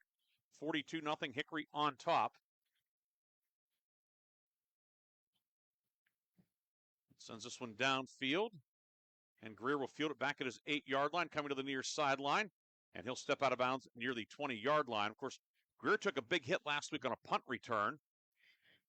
And now do we have another flag, Chris? Yeah.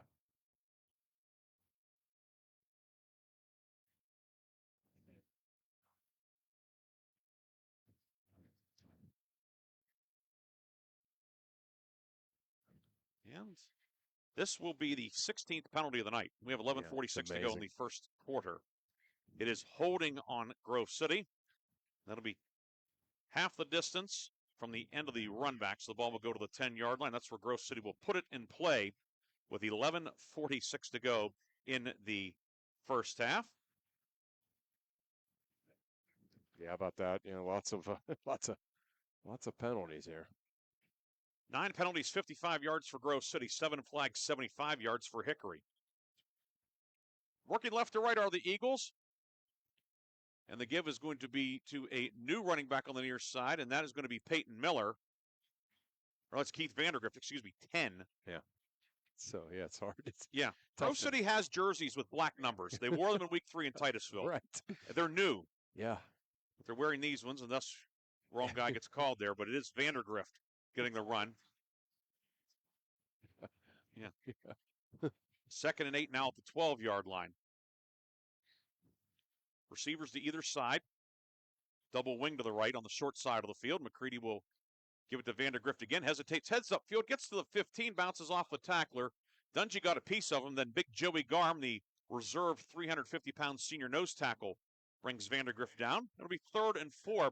Grove City, it'll be the 6th third down tonight, but the first one that is, been reasonable distance. Yeah, that was some really good, blocking up front there, and a good run. Again, obviously Grove City can do some things here offensively, and it's just a matter of doing it kind of back-to-back plays, not being interrupted by penalties and things like that, penalties and big losses. This will be 3rd and 4 at the 16-yard line. 3-man front for Hickory. 3rd and 4. McCready will give it to Vandergrift into the middle of the line, and he will get nothing. In fact, he's going to lose a yard into the teeth of the defense. Matthew Myers, the leading tackler from the middle linebacker spot, making the tackle on Vandergrift. Garm was in there as well, and will be 4th and 5, and on comes the punt team for Grove City. Yeah, just this Hickory, again, we talk about it, and but the Hickory defensive line, again, just big guys who can really move. And, every time on a kind of a play like that, you're just reminded how quick they are. McCready to punt. Low snap. Gets the kick away. High knuckleball. It will hit at the 30 and take a bounce upfield to the 36 of Grove City. And we'll be down there, and that's where Hickory puts the ball in play with 10:04 to go in the first half. This will be the 7th possession of the night for Hickory, and the Hornets' average field position, Chris, the Grove City 40. Yeah, I mean, that tells a large part of the story. Obviously the execution has been terrific, and the playmaking has been, electrifying. But it's not helping Grove City's cause, and some of it, of course, is due to the fact that they punted 3 times from their own end zone. They've been in the end zone or very close to it, yes. Yeah. This drive will start officially at the 37 for Hickory, but on the Grove City side of midfield. Telez, who's 5 of 6 with 4 touchdowns tonight. He's in the pistol, has Morrison behind him. Now Morrison lines to his right hip. And a penalty, a false start on Hickory. It's going to move the Hornets back 5 yards. 8th flag of the night for 80 yards on Hickory. Yeah. Yeah, I mean, you know, a game, you hate to be a game that's is as lopsided of a score as we have. Should not be an hour and 14 minutes into it with 10:04 to go still in the second quarter, but that's it. It's just been a absolute penalty fest. We did have the injury delay, yeah, that too. Of course. Right, of course. Grove City's Terrell Richardson Heasley, injured earlier, was taken off on a stretcher, and we will pass on any update if we get the opportunity. 1st and 15 now at the 42. 4 receivers set. And Tellez gets a snap, and he will take off upfield, and he's going to be grabbed by Martin and finally brought down back at about the 46, 47-yard line. We'll see where he gets progress, but Tellez trying to break through, maybe took a couple of extra hits, and really a play I'm surprised he didn't blow dead because Morrison was moving forward at the snap. Right. But right. In any case, Tellez is going to be credited with actually no gain. They'll give him progress to the 42, but he took a pretty good shot there from Martin, and then some teammates coming in as well. Yeah, Martin had him grabbed him by the jersey, and looked like Tellez was maybe going to be able to get out of that grip and pick up some yards, but Martin did not let it. And then pretty soon a host of other white jerseys arrived, and good play by the Grove City defense. 2nd and 15, and timeout Hickory. 9:16 to go in the first half. Hornets have taken 2 timeouts. We'll take the break as well. We'll be back with more second quarter action after this on Sports Radio 96.7. Hayes Pub and Grill is proud to award the September 2024 Mercer County Team of the Month. Hayes is proud to announce that Grove City Girls Soccer is the September Mercer County Team of the Month. Congratulations to Grove City coach Darcy Holmes and her outstanding soccer team, as they are the September Vase Pub and Grill Mercer County Team of the Month. For more information, go to vasepubandgrill.com. The second quarter is brought to you by the Cash Dollar team at Confluence Financial Partners. 2 firms united to serve you. Visit us at confluencefp.com. We are back here at Hickory High School. Ryan Briggs, Chris Birch with you tonight. Don't forget, after the game, Reinhardt's Insurance Player of the Game, a Lock, Stock, and Barrel Play of the Game. Hickory has it 2nd and 14 at the Grove City 42-yard line. Coming up at the half, we'll recap the first half, scoring and stats. And Chris will have the Lock, Stock, and Barrel halftime update. We may get an appetizer or a teaser here in a minute or two. Sure, yeah. 2nd and 15, Bromley motions from left to right. Tellez back the pass. Deep drop, throwing the ball downfield, looking for Bobby Maynor. And over his head, incomplete. It'll be 3rd and 15, double coverage downfield by the Grove City secondary. And Hickory will have 3rd and long. Hornets are 1 for 1 on 3rd down tonight. Chris, a couple of updates. Yeah, the Wilmington continuing to take care of business against Mercer. They're up 28-0. Farrell, 2 quick scores. They're up 28-14 on Sharpsville now. Sharon continuing to roll. They are up 48-0 on Conneaut. Yeah, Cash. 3rd and 15. Tellez has Maynor and Bromley to the left with Maynor in the slot. Dante Evans flanks out as a slot receiver to the right. Borowitz is the split end to the right. They're on the wide side of the field. 3rd and 15. Tellez on a draw, gives it to Morrison. Morrison upfield to the 35. Morrison spins, keeps the legs moving, and he's going to have about a dozen, but a flag thrown by the head linesman on the far side, and looks like the preponderance of that 3rd down run is going to be wiped out. Yeah. With 9:03 to go, 9 minutes to go in the half, and it could be Hickory's 9th penalty of the half, which would tie Grove City also with 9 accepted penalties tonight. Yeah, I mean, obviously, if this game continues into the second half with the score, we'll get the sped up clock, but we still make it a 3-hour game. Wow. So there's going to be holding. That's 10 yards from the spot. It'll be a gain of 8.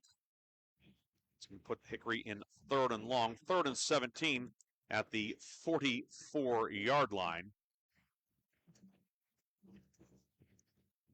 And they've not spotted the ball yet. Oh, now they have. Yeah, Hickory was huddling up around the ball. They could not see the ball apparently. 3rd and 17 now for the Hornets. 2 receivers either side. Ball in the middle of the field. Tellez will give it to Morrison again on the draw. He has some running room. Morrison to the 30. Kelvin Morrison, 25 to the 20. Breaks a tackle. Gets a block from Bromley. Cuts back to his right. Touchdown Hickory. Kelvin Morrison, the hat trick. 8:37 to go in the half. He scores from 44 yards out on 3rd and 17. Yeah, wow. Is he fast? He's fast, but, in the way of he gets from, point A to point B, and then he kind of slows down a little bit, picks his next spot, and then he just goes right back to being full speed, and just a whole lot to deal with here for the Grove City defense. And will be Logan Stanford on to attempt the conversion. Kicking at the goalpost to the left. Will Hosick, who started last week's game as a 6th offensive lineman. Right. He's the snapper. Xander Tellez, who, of course, is the starting quarterback, will hold. Snap is good. Hold is down. Stanford puts it up, and he is 7 for 7 tonight. The Hornets, 7 possessions, 7 touchdowns. 8:37 to go in the first half. Hickory in command on Sports Radio 96.7.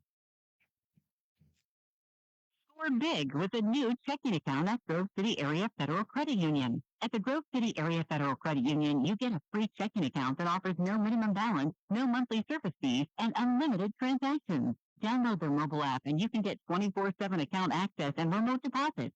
See them at one of their 2 locations in Grove City or online at gcafcu.org. Member NCUA, Equal Housing and Equal Opportunity Lender. Open a checking account now and score 4 tickets to a local high school sports event. Call for details. The second quarter is brought to you by the Cash Dollar team at Confluence Financial Partners. 2 firms united to serve you. Visit us at confluencefb.com. Welcome back to Hickory High School. Ryan Briggs and Chris Birch with you. Aaron Biro, Darren Steele, Art Shannon have the Warner's Homes and Improvements 5th quarter scoreboard show later tonight here on Sports Radio 96.7.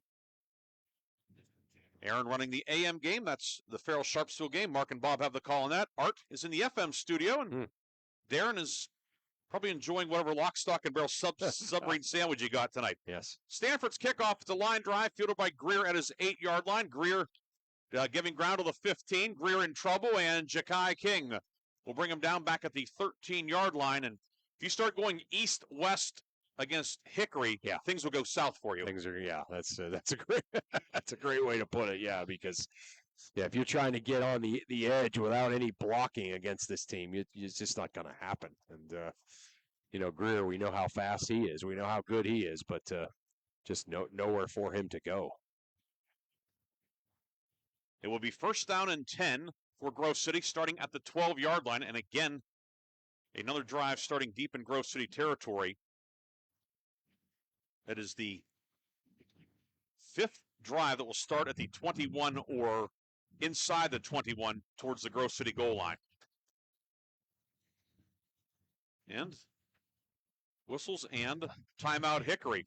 Hickory will have to take its final timeout of the half, as the Hornets defensive coaches did not like what they saw out there. Timeout on the field. We'll take it as well with 8 1/2 minutes to go in the second quarter. More action coming up after this from Hickory High School on Sports Radio 96.7 and Sports Radio 96.7 Facebook. In 1973, Lock, Stock, and Barrel opened their doors and served their first of over 3 million giant submarine sandwiches. And they still serve 42 clubs on 15-inch buns. Lock, Stock, and Barrel also has burgers, specialty sandwiches, wraps, gyros, salads, wings, and even breakfast. Lock, Stock, and Barrel is also a full-service deli. Party rings, meat and cheese trays, and cold veggie trays are all available. Open Tuesday through Saturday. Closed Sundays and Mondays. The second quarter is brought to you by the Cash Dollar team at Confluence Financial Partners. 2 firms united to serve you. Visit us at confluencefb.com. Back here at Hickory High School, along with Chris Birch. Ryan Briggs with you tonight. Grove City and Hickory. Series that dates back to 1947. Right now, Hickory in control. Grove City 1st and 10 from its own 12-yard line. Clayton Martin motions from left to right. McCready back to pass. Lucas McCready into the right flat, incomplete. intended for Martin. Pass a little bit over his head, incomplete, and it will now be second down with 8:27 to go in the second quarter. Homecoming tonight here at Hickory. Great crowd on hand. They're lined around the fence pretty much the whole way around, or certainly on the Hickory side. Grove City, a pretty good following as well.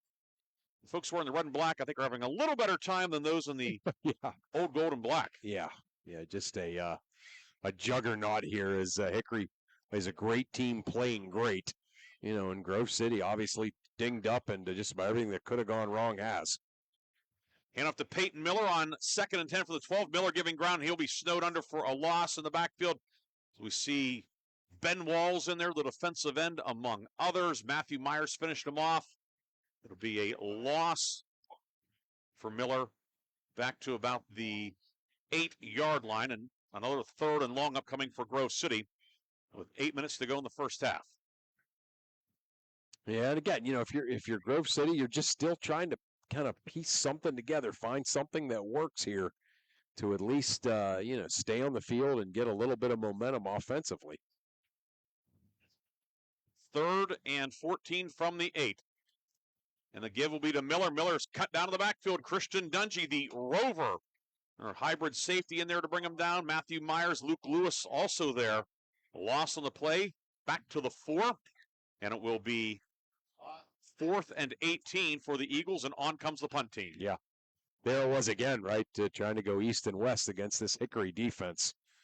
And, just if they can get off their blocks, which they certainly did that time, there just isn't anywhere for go. You're not gonna beat those guys to the outside. 4th and 18 from the 4-yard line. Khalil Houston is deep for Hickory, along with Jaden Phillips back at the 36.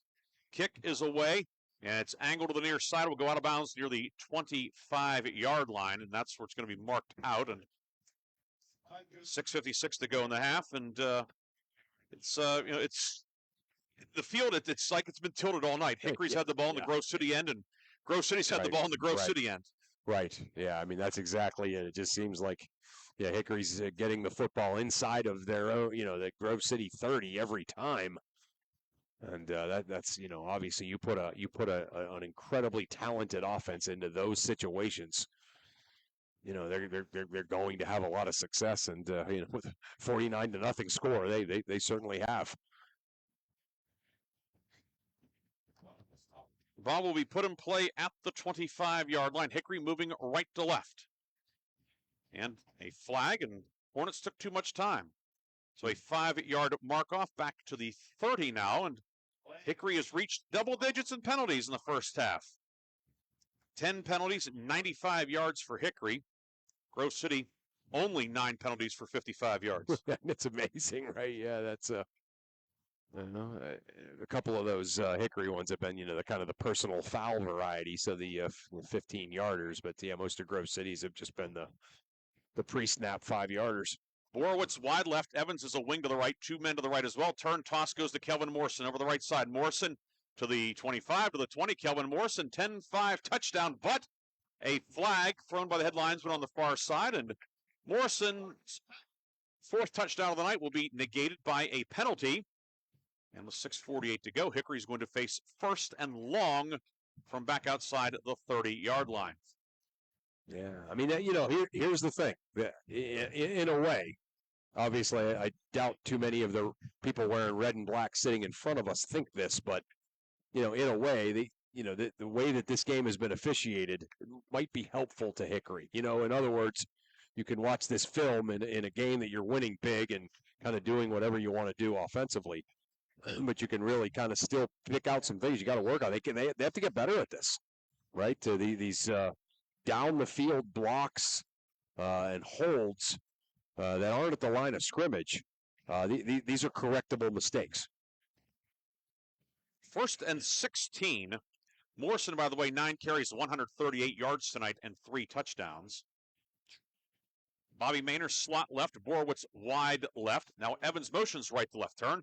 Toss goes to Morrison. Student body left. Morrison stumbles and goes down. Nathan Greer helps him go to the turf. Jimmy Cooper also there, and Morrison went down a little awkwardly. Yeah. Okay, but maybe not 100%. Yeah. Yeah, there's kind of like the knee or the ankle buckled a little bit. And it's a loss of 1 on the play. Will be 2nd and 17 now at the 32-yard line for Morrison, the first negative run of the night. Will be 2nd and 17.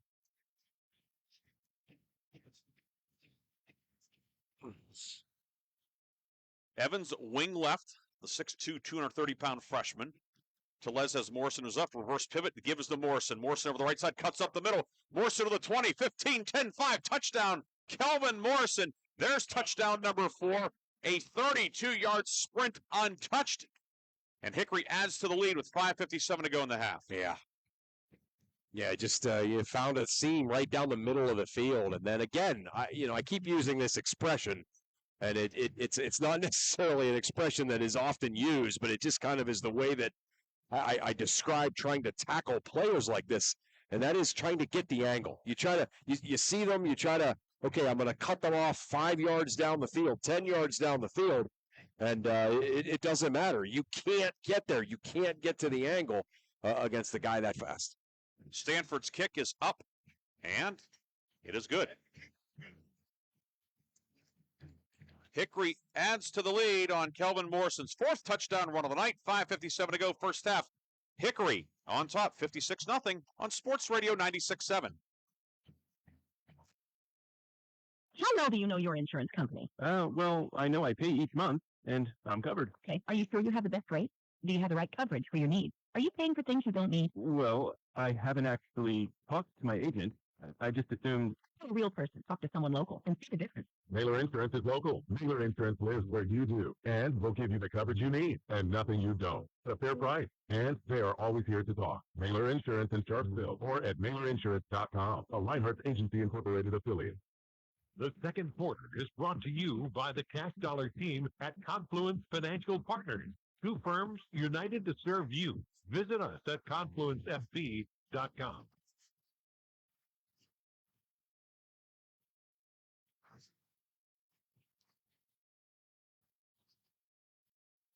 Hickory to kick off. Don't forget at the half, we'll have a first half recap. Lots to talk about, certainly. The Lock, Stock, and Barrel halftime update. As I'm sure a lot of games will probably be in the third quarter by the time we get to the halftime update, Chris. It seems like that's our game every week here so far this year. As we are. Logan Stanford to kick off, sends it downfield. And it's going to be dropped at the 5-yard line. Now picking up at the 9 on the near side and going out of bounds is Peyton Miller. Or is that Vandergrift? Yeah, it's Vandergrift. Vandergrift. Okay, Yep. Thank you, Corey. Corey J. Corbin here tonight. Extra set of eyes. He knows the Grove City guys quite well and is able to confirm it was Keith Vandergrift on the modest run back for Grove City. Yeah, he can. Yeah, we need that, right, with the unable to make out the numbers sometimes. We need a guy that recognizes each guy by kind of their shape, right? Well, and the other thing too is because Grove City, there are a lot of new guys in the lineup too, which doesn't help either. Yeah. So it's going to be 1st and 10 for Grove City. They'll say back at the 9-yard line.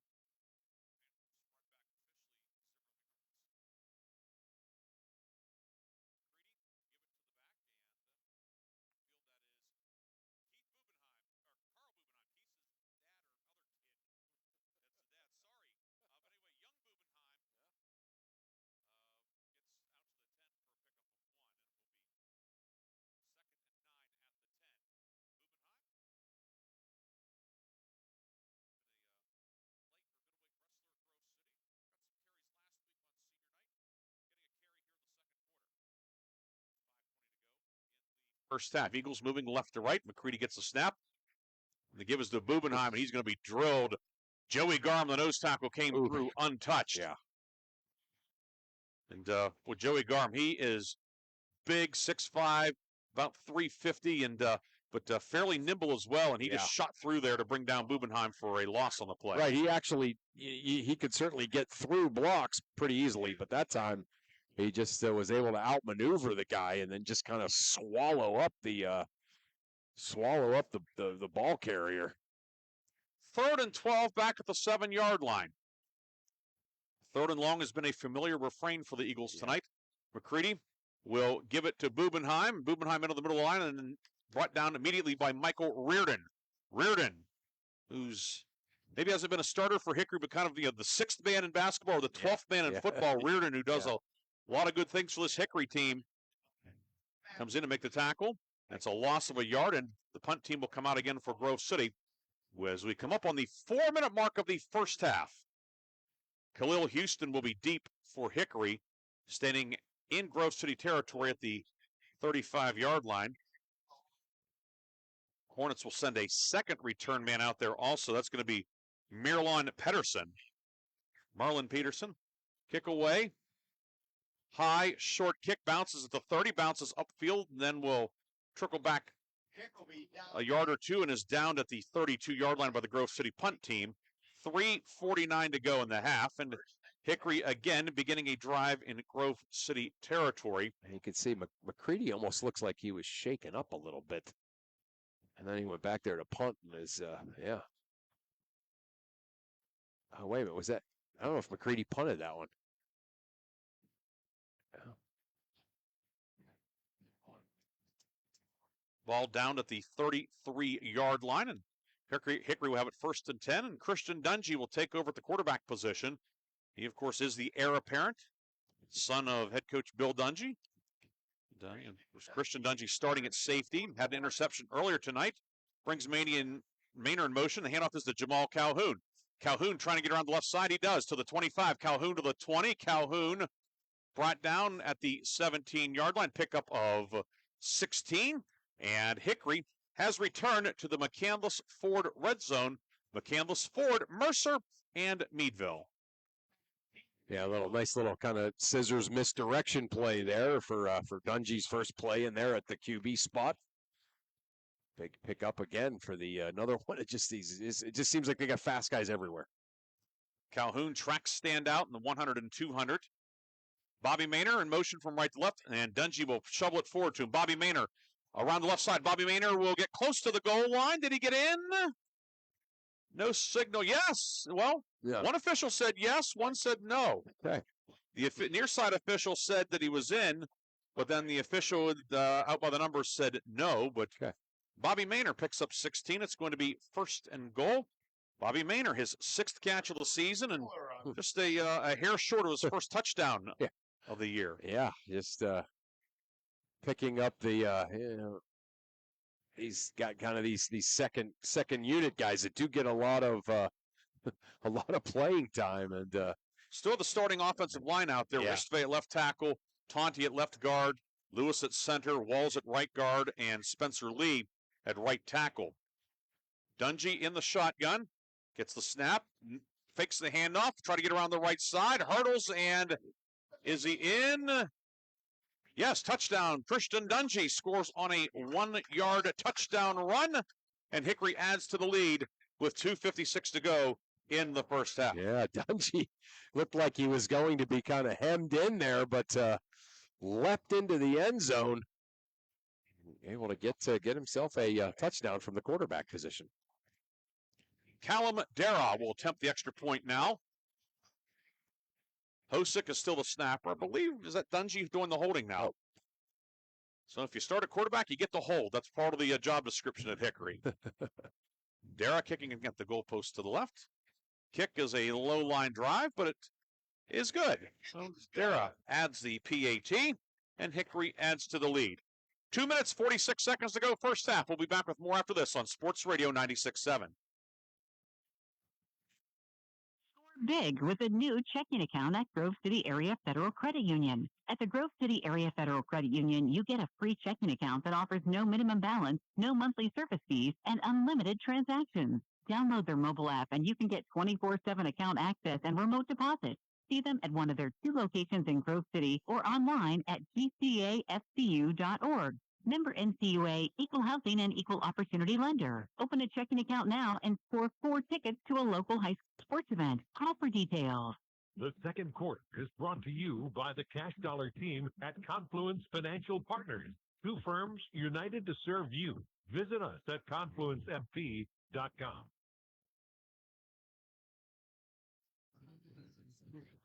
Welcome back to Hickory High School. Along with Chris Birch, Ryan Briggs with you tonight on Sports Radio 96.7 and Sports Radio 96.7 Facebook Live. Glad we could bring you this one tonight here from Hickory. Homecoming night for the Hornets, and Hickory, it's going to be a happy homecoming weekend in Hermitage. Hornets in command here as we are still in the second quarter. Levi to receive. Darrell will kick off, and Levi Toth deep for Grove City inside the 10-yard line. Kick is a short one. It's going to bounce at the 20, fielded on the hop at the 17 by Toth. Toth upfield. He'll be upended at the 24-yard line as downfield for Hickory to make the tackle was Marzair Garlock, junior running back receiver. Grove City will put it in play at the 24-yard line. 2:42 to go in the half. Eagles do have 2 timeouts at their disposal.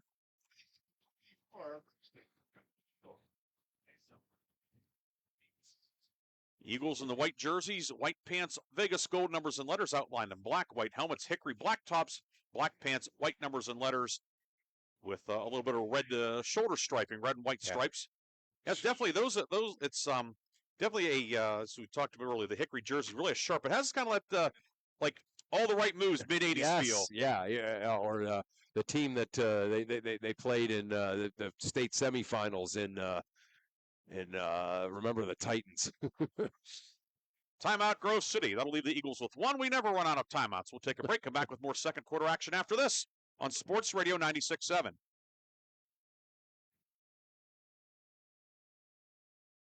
Did you know that Mancino's Driving School can give you your driver's test? That's right. Mancino's Driving School provides an approved Pennsylvania Department of Education certified driving course as well as behind-the-wheel training. Mancino's Driving School offers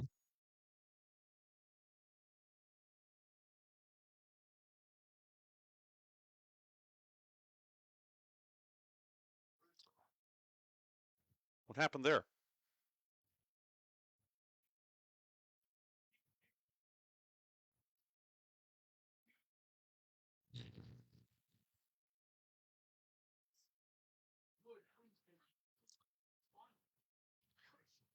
We are back here at Hickory High School. Grove City taking the timeout.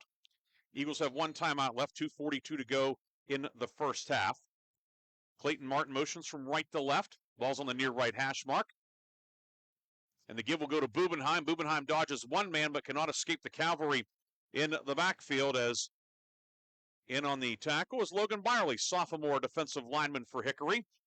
It's going to be a loss of about a yard for Bubenheim. It will be second down and long upcoming as we approach the 2-minute mark here at Hickory High School.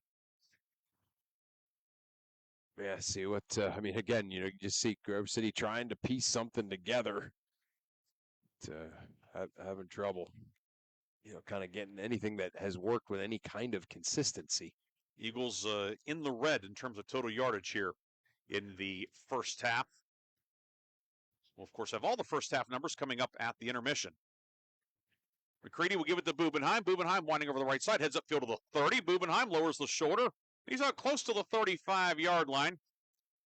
Brought down by Brody Bishop, but Bubenheim with a nice run to the 35, and Grove City has its initial first down of the night. Yeah, really good blocking up front, and then he got into that linebacking core and made the cut back. And maybe was that the longest play of the game so far for Grove City? So good job by Bubenheim. Bubenheim picks up a dozen. First down and 10 at the 35-yard line. 1:20 to go in the half. Eagles still with a timeout. McCready gives it to Bubenheim again, hesitates, squirts through a little bit of a hole, gets back to the line of scrimmage and falls forward to perhaps the 36-yard line. Shakur in there. We see Michael Reardon finishing him off, however. And will be 2nd and 9 at the 36-yard line. Okay. And Grove City has made a change at quarterback. We heard Mike Joanno, the public address announcer, and that is Charlie Miller, freshman in. Okay. So the Eagles going a little deeper in the depth chart at quarterback. 2nd and 9. Give is to Bubenheim. And he's going to get back to the 35, a short loss on the play. Andrew Miller, the sophomore who started at linebacker last week with Borowitz out for Hickory, he's in on the tackle. It'll be 3rd down, and Grove City does not have to run a play. It'll be 3rd and 9 officially at the 36-yard line. As time winds down on a dominant first half for the Hickory Hornets. And we will go to the intermission here at Hickory High School. Hickory on its way to win number 7. Hickory in command 63-0 at the break. Chris and I will come back with the first half recap of the Lock, Stock, and Barrel halftime update, all that and much, much more here on Sports Radio 96.7.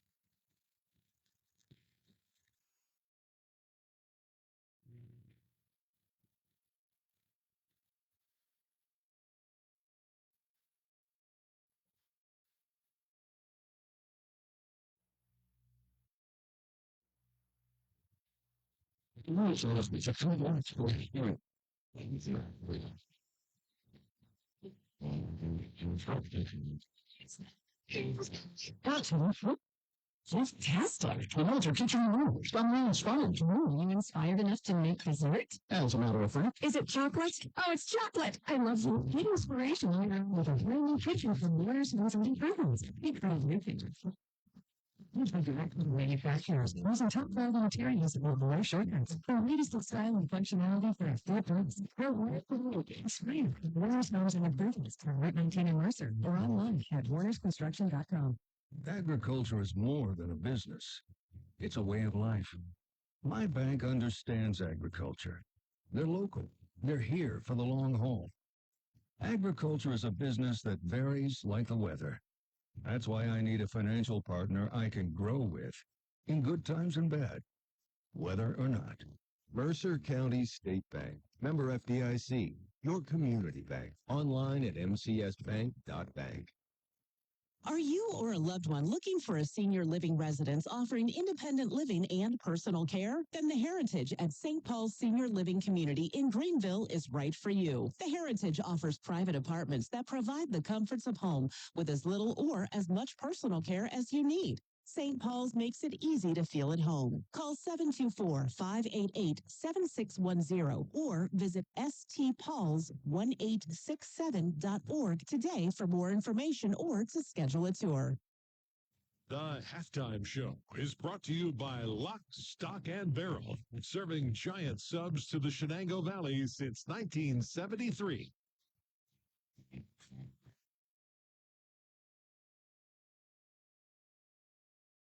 Are back here at Hickory High School. Ryan Briggs, Chris Birch with you. It is halftime, and it has been all Hickory, Chris. Yeah, 63-0 at the break. The Hornets, obviously the scoreboard indicates, the stat sheet does as well.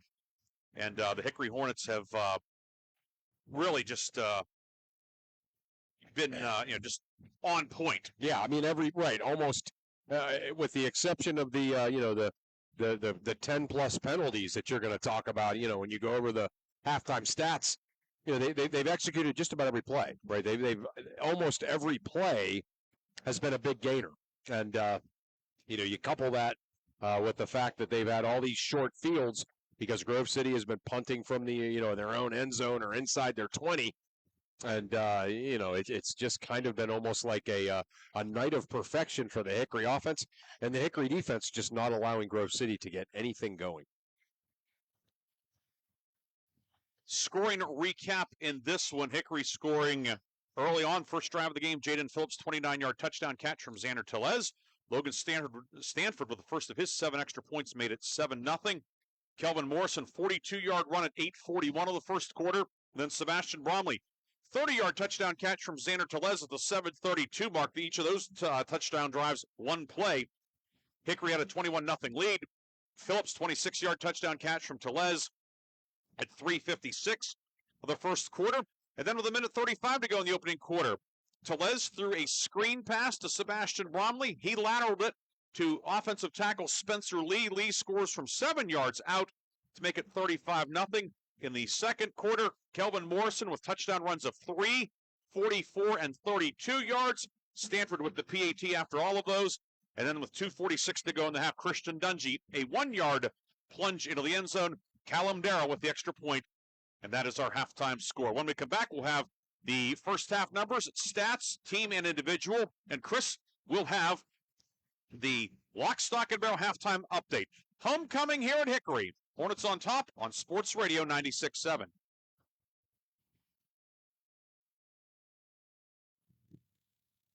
Oh, well, I know just the place to go. I got my life. Oh, yeah. When? Wait, what about drinks? Well, it's a bar and grill, so yeah, you're covered. Win-win. Speaking, they've got gaming too, so you can Win-win-win. Come sit down for a great meal, a great drink, a great time, or all three. Bay's Pub and Grill. What you want, so come by for good eats, cold drinks, and the latest ways to win. Bay's Pub and Grill, East State Street, Hermitage. Hello, Shell Restoration. May I help you? Hello? Oh, I was waiting for the beep. Or the part that tells me what button to press? Nope, I'm a real person. Great. I've been leaving messages all day to try and compare prices on my roof. Well, we can have one of our project managers call you to set up an appointment within an hour and be at your house for an estimate within 24 hours. Wow, that's service. Well, that's what we specialize in. Shell Restoration, the area's #1 roofing, siding, windows, and gutter installer. Call today for a free estimate. 800-663-8103. Look for Shell Restoration on Facebook. This is XYZ Insurance. How can I help? I have a question about my home policy. Okay, question about phone policy. Home policy. Okay, gnome policy. HOME, home. Technology is great, but sometimes it's better to talk with a real person. With Erie Insurance, you have a caring, independent agent who's with you from beginning to end. We don't have any HOMEs on record. Call Reinhardt's Insurance, 724-342-2291. Go to erieinsurance.com for company licensure and product details. The drug landscape has changed. Illegal fentanyl has made its way into the drug supply. A synthetic opioid, up to 50 times stronger than heroin, up to 100 times stronger than morphine. It only takes the tiniest amount to cause a fatal overdose. Although fentanyl is being mixed into almost every kind of drug, you wouldn't be able to see it, smell it, or taste it. Know the dangers. Contact Mercer County Behavioral Health, Inc. in Mercer, PA at 724-662-2230 or visit cdc.gov/stop-overdose. Brought to you by the Heritage PA Rotary Club and the Mercer County Opioid Settlement Fund. In 1973, Lock, Stock, and Barrel opened their doors and served their first of over 3 million giant submarine sandwiches. And they still serve 42 whole subs on 15-inch buns. Lock, Stock, and Barrel also has burgers, specialty sandwiches, wraps, gyros, salads, wings, and even breakfast. Lock, Stock, and Barrel is also a full-service deli. Party rings, meat and cheese trays, and cold veggie trays are all available. Open Tuesday through Saturday. Closed Sundays and Mondays. The halftime show is brought to you by Lock, Stock, and Barrel, serving giant subs to the Shenango Valley since 1973.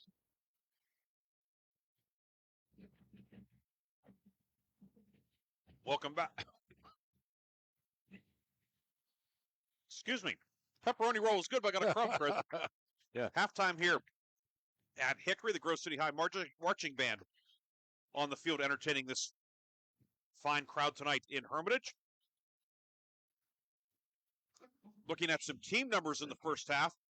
Hickory, 277 rushing yards, 119 passing yards. Hickory, 396 yards on 27 plays, an average of 14.7 yards per play. Hickory, 11 first downs. Grove City, 9 rushing yards in the first half. Eagles, overall 9 total yards on 29 plays, 1 first down for the Eagles. Individually for Hickory, quarterback Xander Telez, 507, 103 yards, 4 touchdowns. Christian Dungy, 1 of 1 for 16 yards. Jaden Phillips, 2 catches for 55 yards and 2 scores. Sebastian Bromley, 2 catches, 29 yards and a touchdown. Bobby Maynor, a 16-yard catch. Kelvin Morrison, a 12-yard catch. Spencer Lee technically does not have a reception, but he has a receiving touchdown. He caught the lateral from Bromley. So he has 7 receiving yards, but no receptions, but he does have a touchdown. That's an anomaly. Yes, one of the more unusual stat lines of the season. Kelvin Morrison, this is not unusual for him. 11 carries, 169 yards, and 4 touchdowns. Telez, 4 carries, 70 yards. Jamal Calhoun, 3 carries, 37 yards. Dungy ran once, scored on a 1-yard plunge. For Grove City, quarterback Lucas McCready, 0 for 6. Terrell Richardson Hazley, who left the game on a stretcher in the first quarter. He carried the ball 6 times for 11 yards, was actually injured on defense. Yeah. And we certainly send our thoughts to Terrell, and hopefully that he will be back soon. But he was injured and down for a while before being taken away. But Hazley getting the start at running back tonight, 6 carries, 11 yards. Carl Bubenheim, 7 carries, 9 yards. Keith Vandergrift, 3 carries for 5 yards. Penalties, there have been plenty of them. Hickory, 11 flags, 105 yards. Grove City, 9 penalties for 55 yards. Hickory, 2 for 2 on 3rd down. Grove City, 0 for 8. Hickory with the lead. Chris, I know you have some scores for us. Yeah. It's time for the Lock, Stock, and Barrel halftime update, brought to you by Lock, Stock, and Barrel in Sharpsville. Open Tuesday through Saturday, 9 a.m. to 7 p.m. Chris, I know a lot of the games have probably progressed into the second half, so you'll have plenty to entertain us with. Yeah, no question. Yeah, a lot of good games going on around the district. The Farrell Steelers in the game over on 790 WPIC. Farrell scored back-to-back touchdowns to take a 2-score lead. They're up 28 to 14 on Sharpsville. Titusville all over Slippery Rock, 36 to nothing. So the Rockets, obviously ran into this juggernaut last week as Hickory came up to their place and got a big win. But they're a good team, and they're showing it again tonight. Sharon all over Conneaut, 55 to nothing. Wilmington, 35 to nothing on Mercer. So the Greyhounds seem to be getting better and better. Greenville is up 28 to nothing on Sagertown. And let's see a few of the northern scores. Fort LaBeouf up 20 to nothing on Harbor Creek. Quarry, man, they must be good. They're up 27 to 7 on Fairview. They beat Titusville. Yeah, I mean Quarry's good. Northeast is up 14 to nothing on Girard. Eisenhower jumped up all over Franklin, but now Franklin has come back and made that a game as the Knights came back on Eisenhower, and Eisenhower still leads, but not by that much. Eisenhower 21, Franklin 20. Greenville now up 35 to nothing on Sagertown. Northeast now up 21 to 7 on Girard. Austintown Fitch out of Ohio, they're up 21 to 17 on McDowell. Corey scores again. It's 27 to 7 now. Corey is up on Fairview. So yeah, a couple games already in the books for local teams. Briggsy, Lakeview, all over Cochranton in a big bounce back win for the Sailors. They beat Cochranton 55 to 14. Last night, a good game against two good teams. General McLean beat Meadville 35 to 27. Oil City Warren will renew their rivalry tomorrow. Union City Sheffield, they will renew their rivalry tomorrow. And Kennedy Reynolds is also tomorrow. So the Kennedy Reynolds, of course, in Region 1, they will play tomorrow afternoon. And that Union City Sheffield game is also a matinee in Warren County. And then Oil City and Warren playing at night at War Memorial Stadium. Yeah. So if you want to jump in the car, I guess you can catch a split-site doubleheader up there tomorrow. But that's right. So that's that. Chris, thank you. Good job with the updates there. The Lock, Stock, and Barrel halftime update brought to you by Lock, Stock, and Barrel in Sharpsville. Open 9 a.m. to 7 p.m. Tuesday through Saturday. They have a full deli, a wider range of submarine sandwiches, other items, breakfast there. Pennsylvania Lottery. Wow. That's Lock, Stock, and Barrel in Sharpsville. Don't forget, after the game, we'll have the Reinhardt's Insurance Player of the Game and the Lock, Stock, and Barrel Play of the Game. And then it will be back to the studio for the Warner's Homes and Improvements 5th Quarter Scoreboard Show with Aaron, Darren, and Art. Aaron Biro, Darren Steele, and Art Shannon. They'll be with you until 11 o'clock tonight and taking your phone calls, discussing tonight's games, and looking ahead to tomorrow as well as next week. Chris, Week 8 already. Regular league play wraps up next week. I can't believe it. Right. Yeah, the combination of the weather and just some of the, how late some of the region stuff got going is it really had the feel of early season deep into this season, right? Week 6 really still felt like the early season, and now finally getting a little bit of cool weather out there. And but yeah, week 8, wow, hard to believe. Grove City will conclude the regular season at Conneaut next week. Hickory will wrap up the regular season at Slippery Rock next week. Neither team has a Week 10 game schedule. There are some Week 10 games. No, however, those stay on the schedule, we don't know. Hopefully they all do. Right. But that's coming up in a couple of weeks. Sharon, the other Region 4 teams, Sharon hosting Titusville next week, because the Tigers look like they will look to close out the outright region title.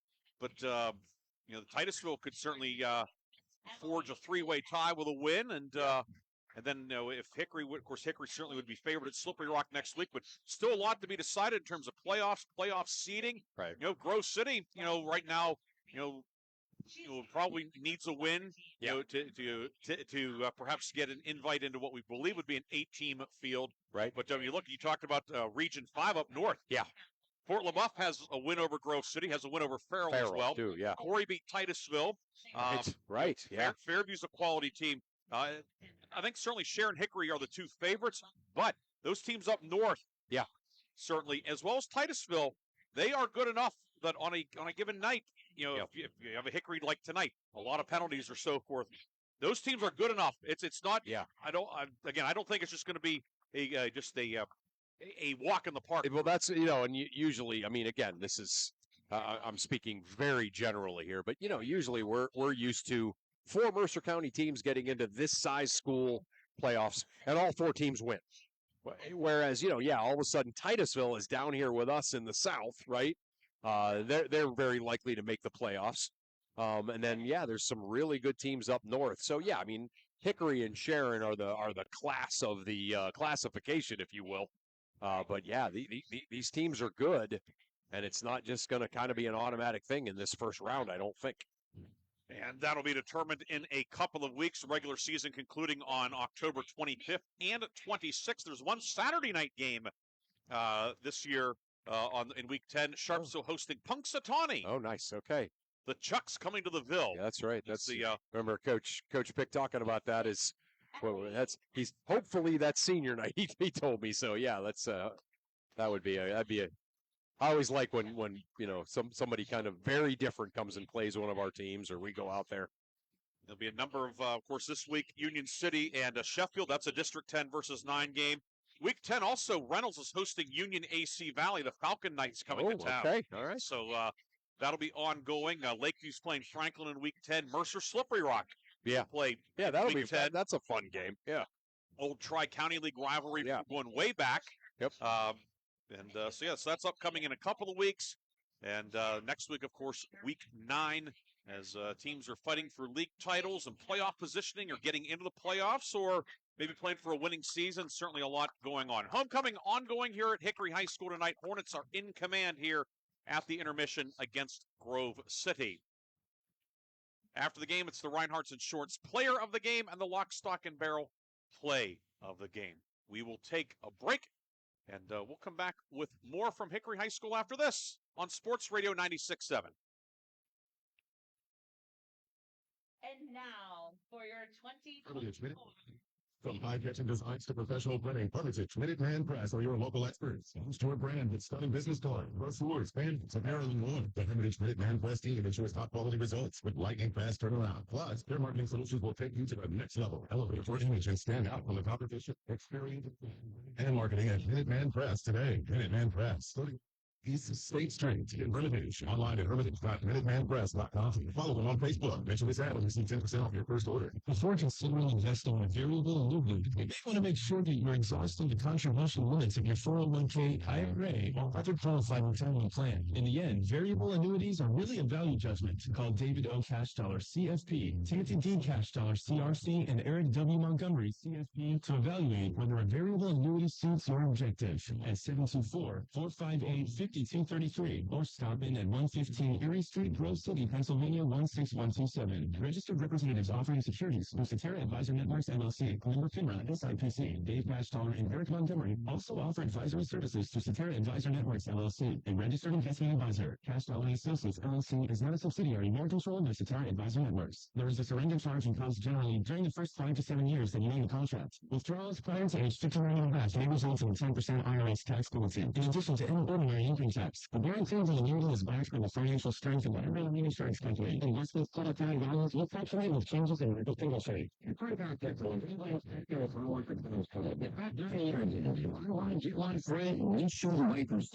were correct. Logo. Any of them, they'll need full service oil change through the end of the year. So get ready for a whole hand winter today before the year arrives. Logo rinse and wipe yourself from December 31st. You can go anywhere for an oil change if you come to us for the experience. The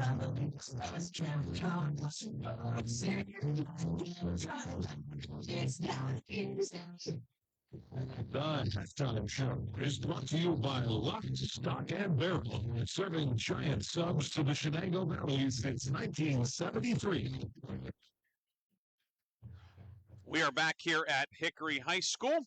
Ryan Briggs, Chris Birch with you. As the teams have returned to the field, they are getting ready to start the second half. The 3 minutes for the warm-ups, etc., has not started yet. In fact, the halftime clock's still winding down. Update, Art Shannon back in the studio passing on to us. 40-7, Hickory has extended the lead. Wow. Yeah. So the Hickory Beavers they having a big year. And they were just a goal line, they were stuffed at the goal line early in the season against Fort LaBeouf. They would be, certainly they would be in firm control up there, but Hickory having a very fine season up there. So are both Hickory and Fort LaBeouf 3A? Yes. Okay, so we know there's two good teams up there. Oh, and Fairview is no picnic. Okay, right, yeah. So yeah.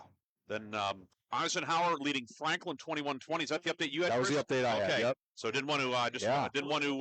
I got a 21-14 update on that game earlier, and then later it was a 21-0, and then it was 21-20. I think the 21-0 was inadvertent or by mistake because I think it was 21-14.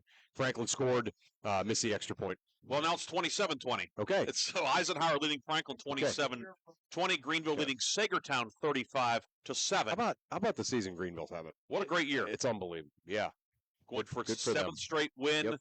Trojans, they would, they're probably looking at being the number 2 seed in the 1A playoffs. Right. Losing to Wilmington in week 1. Yeah. Wilmington will be presumably the top 1A team out of Region 1, but you have Wilmington and then Greenville. Probably certainly Cambridge Springs would be in there as a number 3. Eisenhower's 1A. They're going to factor in there somewhere also. Oh, yeah. They're kind of that team that nobody's going to want to play. Reynolds as well, Lakeview.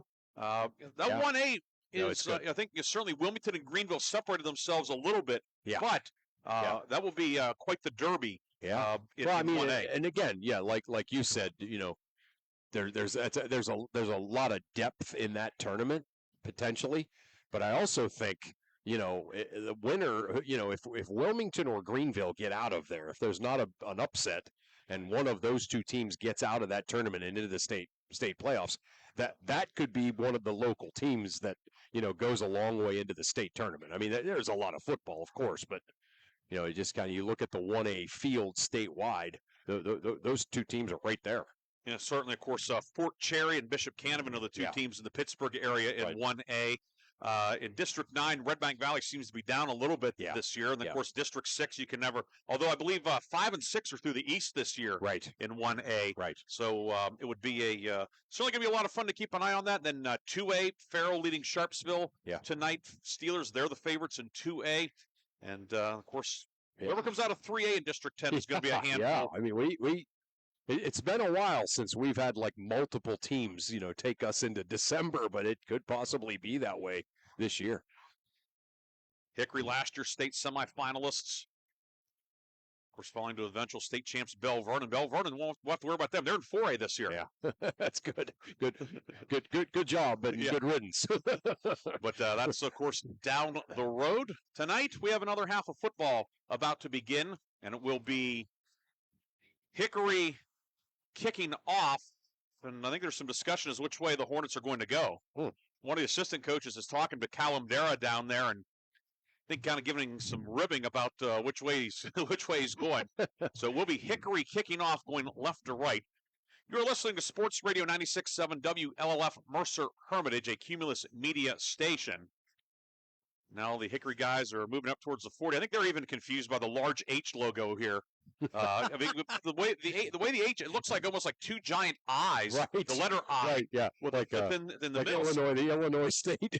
Yeah. So when you see that I, or like the old Indiana helmet, you immediately think, oh, that's the 50. No, it's the 40. Right. Yeah. So, but I think we've done a pretty good job of not being tripped up by that tonight.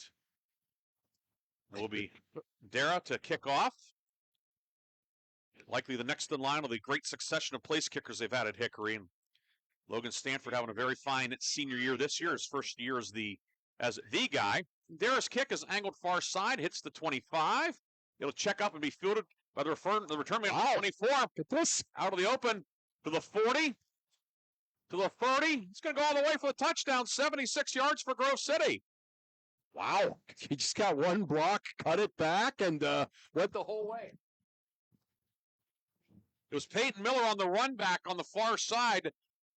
Miller goes 76 yards for the touchdown. So Grove City, after a tough first half, gets a 76-yard run back. We had to hesitate on the call because on the far side, and we couldn't see the jersey number. We're not going and like you said, we're not going to try and fool anyone. But Peyton Miller, 76 yards for the touchdown. Yeah, what a great job. Little cutback, one good block, got down the sideline, and then just out sprinted everyone into the end zone. So. Yeah, great job by Peyton Miller. And again, these are the kind of things that, we heard Coach Mowry talk about it in the pregame interview today. He said, hey, you watch the film and you're looking at the minutia of the game, trying to pick out things that you're pleased with after a lopsided loss. So there you go. There's something. And Grove City will go for two. Of course, the starting kicker Jonas Stucchio out tonight. And gives Charlie Miller a chance to run an offensive play from the quarterback spot. And he will give it to Bubenheim, who gets close to the goal line and did not get in. Brody Bishop there to chop him down. And the conversion fails. But Grove City gets on the board. Peyton Miller, 76-yard kick return. We have 11 minutes, 50 seconds to go in the third quarter. Grove City on the board. Hickory in command. You're listening to Sports Radio 96.7. Well, I know I pay each month, and I'm different. Okay, are you sure you have the best rates? Do you have the right coverage for your needs? Are you paying the things you don't need? Oh, well, I talked to my agent. I looked at someone. Talk to a real person. Talk to someone local and see the difference. Regular insurance is local. Regular insurance rates where you do it. We'll give you the coverage you need and nothing you don't. A fair price, and they're always rules of law. Regular Insurance in Sharpsville or at RegulaRinsurance.com. A Linehart's agency incorporated with the The third quarter is brought to you by Warner's Homes and Improvements, making dreams come true since 1958. Peyton Miller gets Grove City on the board with a 76-yard kick return. But now the Eagles will kick off. Yeah. Lucas Kelly to handle that. 10 seconds into the second half. Yeah, obviously Grove City's first kickoff since the opening kickoff, and he went with the onside kick and nearly came up with it. Hickory, of course, recovered and then went down and scored. But you start wondering, think, what if Grove City been able to pounce on that loose ball? Right. Yeah. Again, the things certainly snowballed, and Hickory an outstanding team. But you might have maybe just delay the inevitable. Exactly. But you never know. Right, and that's what you play a team of this caliber. You're trying to find something, right, to keep you in the game as long as you can. And it certainly could have been different. Kelly to kick off. And sends a worm burner down the near hash mark. Bounces, and it's going to go back inside the 15. Picked up at the 11-yard line. And Jamarian Husband is drilled back inside the 20 at the 17-yard line. So Hickory, for the first time tonight, will have a long field in front of it with Yeah. 11:43 to go in the third quarter. Right. Yeah, Grove City scoring a kickoff return, and now flips the field. So again, it's going to be too much of a deficit to come back from for this game, but there's all kinds of things you can take here, right? And there are a lot of young guys for Grove City out there, and for Hickory too, as they've started to sprinkle in some backups. A lot of young guys getting valuable experience on a Friday night in front of a big crowd and bright lights. Yep. Christian Dungy in at quarterback, and a touchdown run late in the second quarter. And he will give it to Brody Bishop. Bishop into the middle of the line, breaks one tackle. Bishop keeps the legs turning, gets out to the 25-yard line. Bishop, a tough run. Bishop, a good wrestler for the Hickory program. You can see that just his balance there. Yeah, good balance, good upper body strength, just kind of ripping through some tackles up high.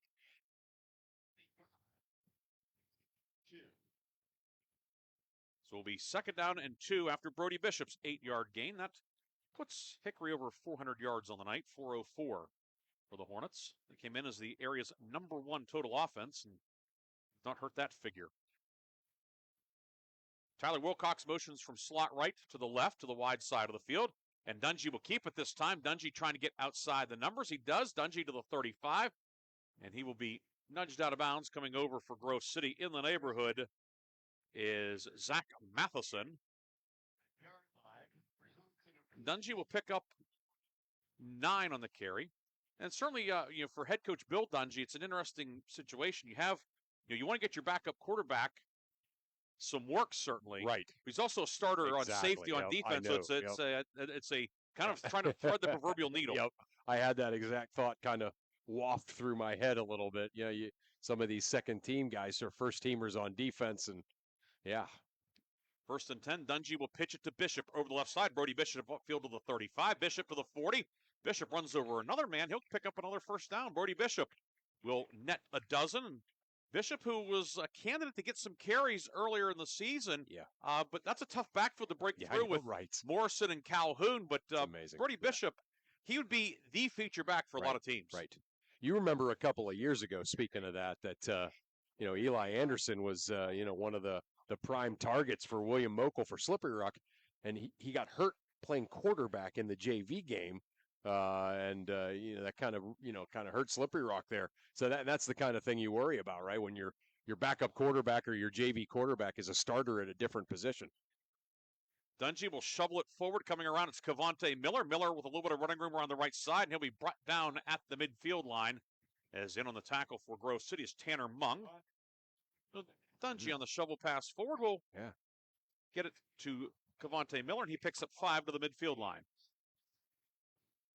Cavante Miller. Go ahead, Chris. Yeah, Miller 6'1", 200.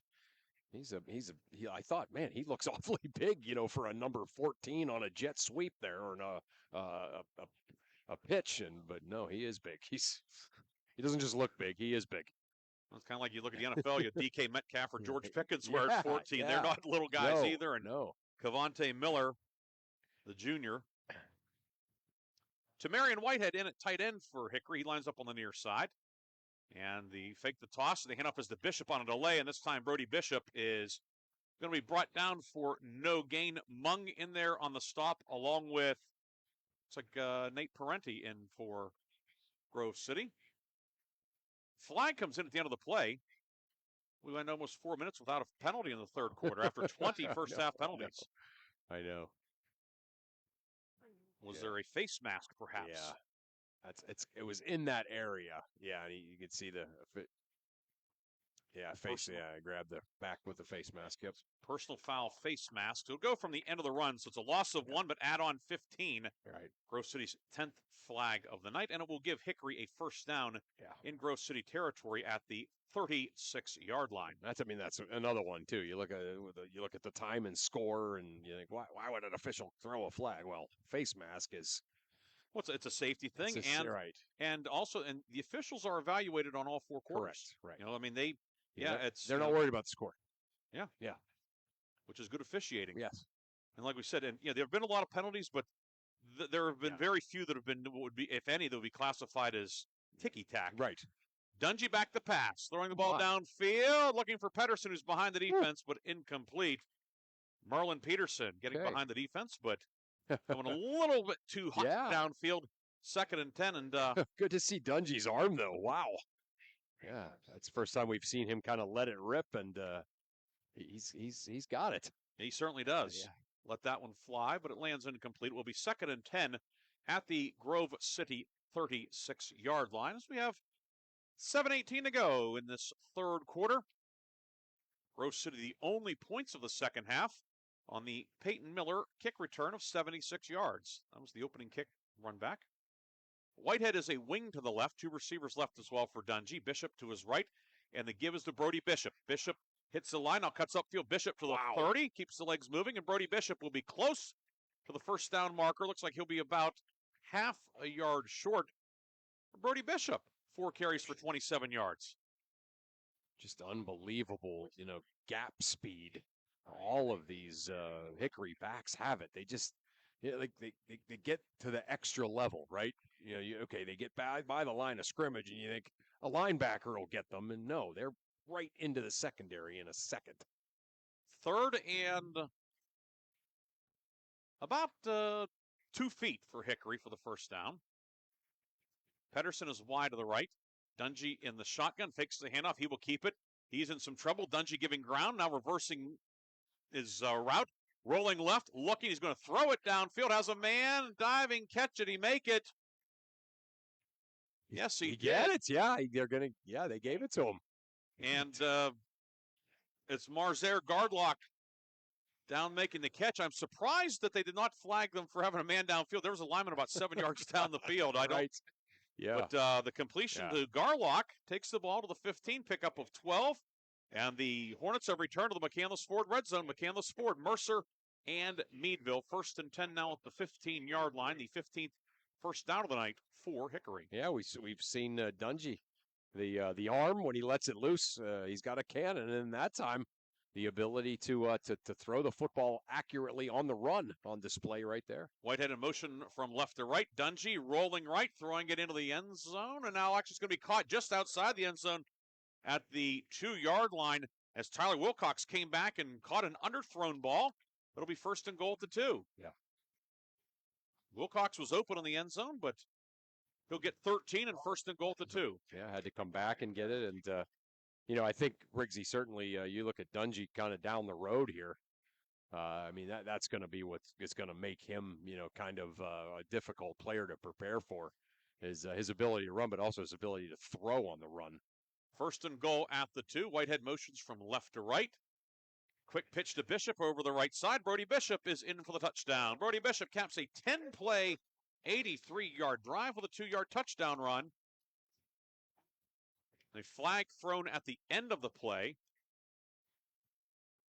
The flag is back at the 15-yard line. Yeah, just John. And the officials will get together, and we will see what penalty or penalties there will be. Yeah. It's that fine line. You see a game of this lopsided score, you got to almost be maybe a little bit more on top of that stuff. It was just a little kind of shove in the back by the Hickory player to the Grove City player, and then the Grove City player kind of exaggerated talking about it. That might be one where if you're the official, you say, shut up and get out of here. But instead, the penalty was thrown. The flag was thrown. Well, we'll see. Or if it's unsportsmanlike on both, that's also it's going to go unsportsmanlike on Hickory. Yeah, dead ball unsportsmanlike. Yeah, that's the right call. Yep. And in that case, because unsportsmanlike, if you get 2, you're done. Yeah. So they have to log those. Right. And so the penalties offset. They cancel each other out, but a couple of guys will have a little tally mark next to their name. That's right. It's just you've got to control the emotions. Both guys guilty of that. Dara will attempt the extra point. Dungy to hold once we resume action with 4:39 to go in the third. The PAT forthcoming.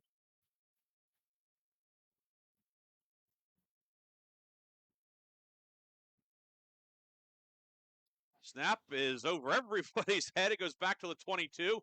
Dungy picks it up, and then he's going to be tackled back at the 35-yard line, so the conversion fails. But Hickory extends the lead with 4:39 to go in the third. We'll be back with more after this from Hickory High School on Sports Radio 96.7.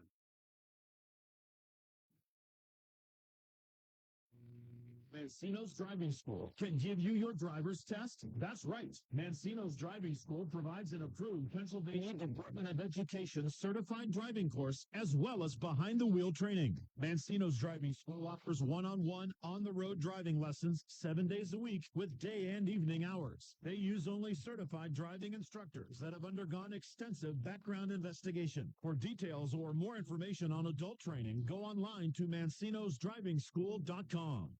The third quarter is brought to you by Warner's Homes and Improvements, making dreams come true since 1958. The Hickory kickoff unit returns to the field, getting ready to kick off with 4:39 to go in the third quarter. Hickory in command here on homecoming against Grove City. Ryan Briggs and Chris Birch with you. Bryce Carroll, he's out on the platform running the video camera for us tonight on our Facebook 96.7 video. Art Shannon back in the studio producing our game. Callum Dara will kick off for the Hornets.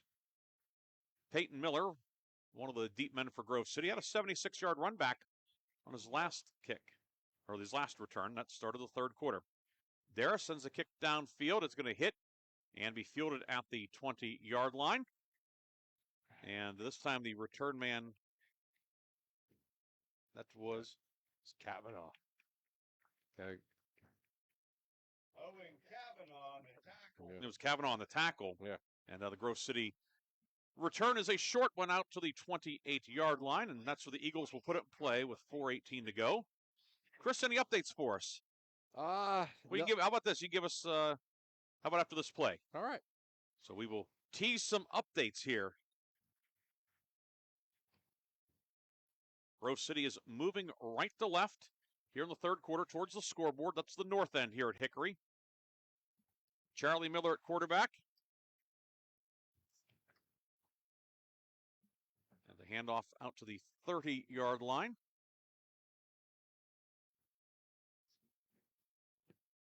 And I believe that was Bubenheim again on the carry. You can tell Bubenheim with the gold shoes out there. Yeah. Logan Byerly on the stop. Gain of 3 for Bubenheim. Bubenheim, a dozen yards tonight.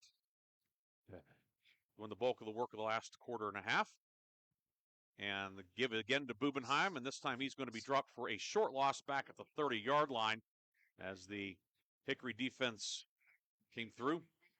As we see, Tamarian Whitehead, we talked about him playing tight end, also playing on the defensive line for the Hornets.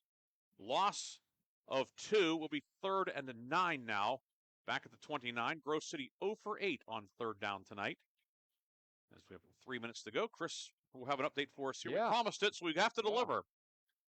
Give the Bubenheim again up the gut to the 33-yard line. And it will be 4th down and 5. Chris, you have a couple of updates for us. The other two games with running clocks are finals. Sharon is up 163-7 over Conneaut. Wilmington 149-8 over Mercer. They've already turned the lights off there. Greenville is up 35-7 on Sagertown. Ike still up 27 to 20 on Franklin. Benedictine all over Cathedral Prep 35-14. 4th and 5. Grove City will go for it. Give it to Bubenheim, trying to get outside, and he will be cut down on the near side as got up to the 35, but it's Marzer Garlock coming up from his safety spot to bring him down, and Grove City will turn it over on downs with 2 minutes to go in the third quarter. Didn't mean to interrupt you, Chris, No, it's okay. Yeah, I think we were expecting a punt, and we didn't get it, so Hickory will take over at the 34 of Grove City. Yeah, Farrell is starting to kind of assert themselves in that game across town against Sharpsville as Farrell's now up 34-14. The third quarter just ended there. And here, Hickory in command against Grove City. New quarterback in for the Hornets. It's Ty Tarosky, the freshman. Good move. We saw Dungy kind of shaking up there on the bad snap tackle, so get him out. And the give is to Brody Bishop, hesitates, and now hits the hole. Bishop to the 30. Bishop keeps the legs churning. And he'll get out to about the 27-yard line. Brody Bishop, getting his chance on a Friday night here, and certainly if Hickory is in a case where something happens to a Morrison or Calhoun, Brody Bishop, he is more than capable of doing a very good job at the running back position. That was a big time. That was a varsity jump cut right there. That's for sure on that run. So, yeah.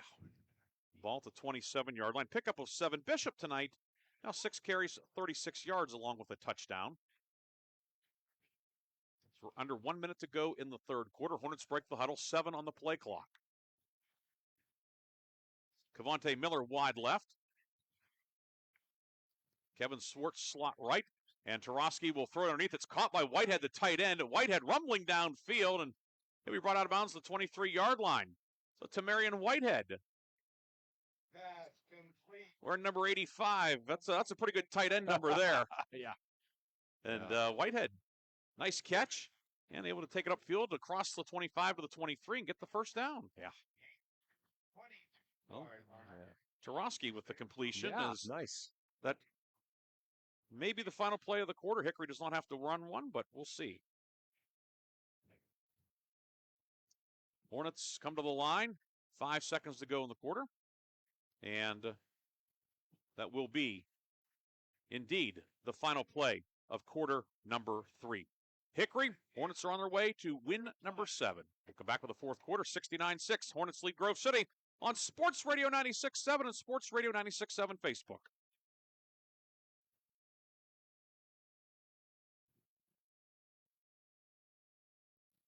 There's football season. Around here, football is more than a sport. It's a way of life. Take in a game. Support our teams. It's the best entertainment in town.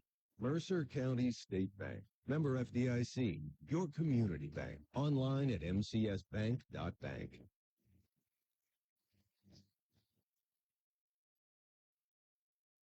The fourth quarter is brought to you by Shell Restoration, the area's #1 roofing, siding, windows, and gutter installer.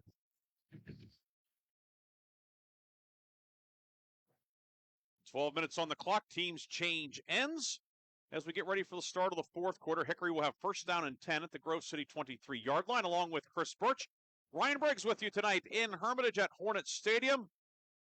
Hickory, new set of downs upcoming after recording its 17th first down of the night. Hornets, black tops, black pants, white numbers and letters, white and red trim. Grove City, white tops, white bottoms, old gold numbers and letters, black trim.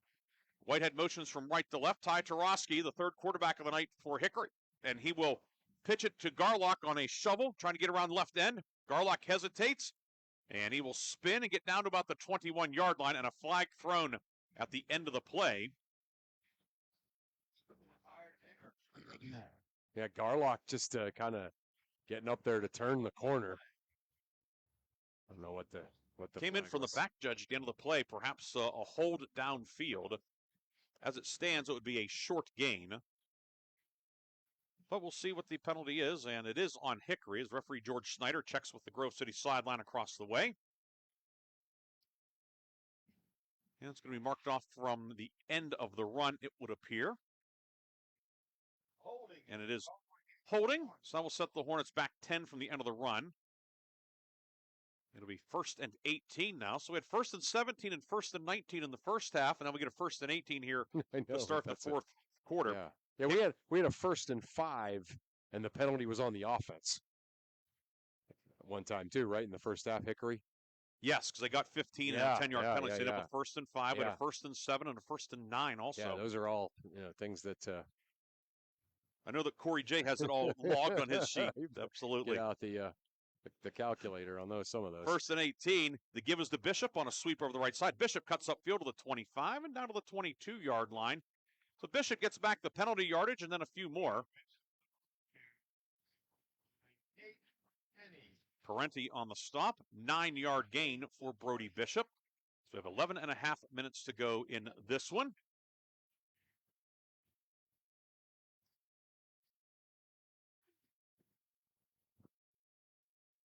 Yeah, big guy. I mean, think about, Hickory obviously needing to go to Slippery Rock and take care of business.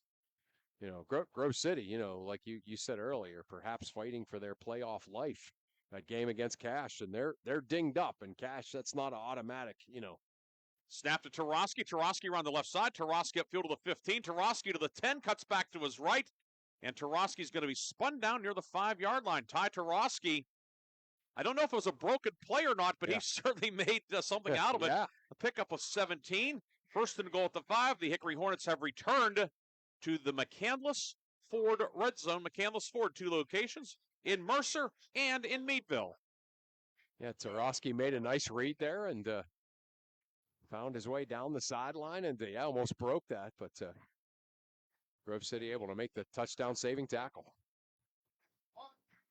Hornets break the huddle. They were about 15 yards away from the ball on the numbers. The ball's on the near hash, so Hornets maybe didn't realize they had gained so much yardage. Yeah. 5 on the play clock. Tarosky in the pistol. Takes the handoff, and now he's looking. Jump pass, throws it up, and incomplete. Nearest man to it was the Grove City defender there, Charlie Miller. And perhaps they're not everybody on the same page. It will be 2nd down and 10. Right. Or 2nd and goal, excuse me, at the 5. Yeah, that you said you didn't know if the last one was a broken play, but that one was definitely a broken play. So now 2nd and goal at the 5. As the clock is at 9:40 to go in the 4th quarter. Just to let everybody know, our post game tonight, we'll have one quick break. We'll come back with a quick recap. Reinhardt's and Short's player of the game, lock, stock, and barrel play of the game. And then we will send it back to the studio for the Warner's Homes and Improvements 5th quarter scoreboard show. Tarosky will keep it on an option play around the right side, and Zach Matheson is going to bring him down. Ball comes out at the end of the play, but Tarosky down. Zach Matheson, who made a number of nice special teams plays this year for Grove City, making a play on defense there. A loss. Tarosky brought down back at the 11, and will be 3rd and goal now for the Hornets. So under 9 minutes to go in this one. Certainly thinking about our 2 post-game awards, Chris. We're going to have to put our heads together. A lot of candidates tonight. Yeah. Just a absolute stat stuffer fest for the Hickory skill guys tonight, right? And defensively, pretty nice night to say the least, too. Yeah. And time winding down the play clock, and Hickory will take a timeout. Well, the Hornets can't take it to the homecoming dance with them tomorrow night. So they'll take one here with 8:28 to go. Hickory will have 2 timeouts left. Grove City, 3 timeouts left. We will take a 30-second timeout. We'll come back. Hickory has 3rd and goal at the 11. More 4th quarter action from Hickory coming up next on Sports Radio 96.7.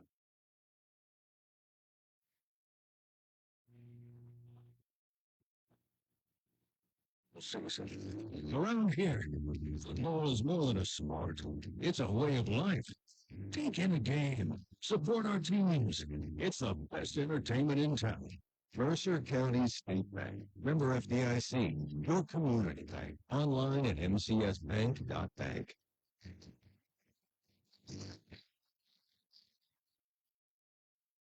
The 4th quarter is brought to you by Shell Restoration, the area's #1 roofing, siding, windows, and gutter installer.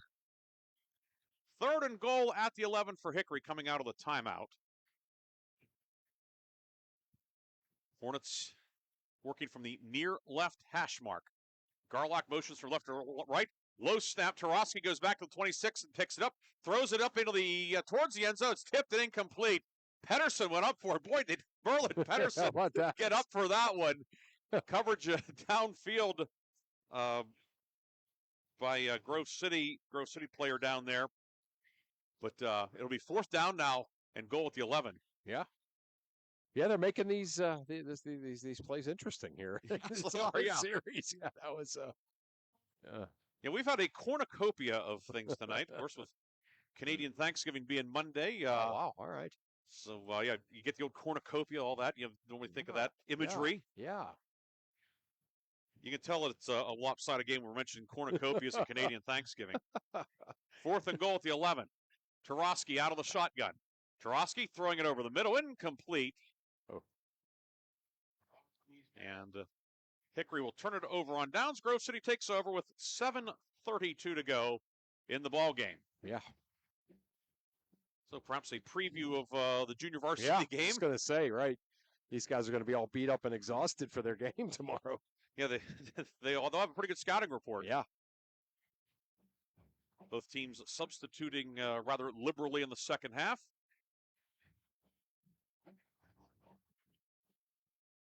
All right. Grove City looking to get the right number of guys out there. 6, 7, 8, 9. I think the Eagles are short a guy, aren't they? Looks like it. Yeah.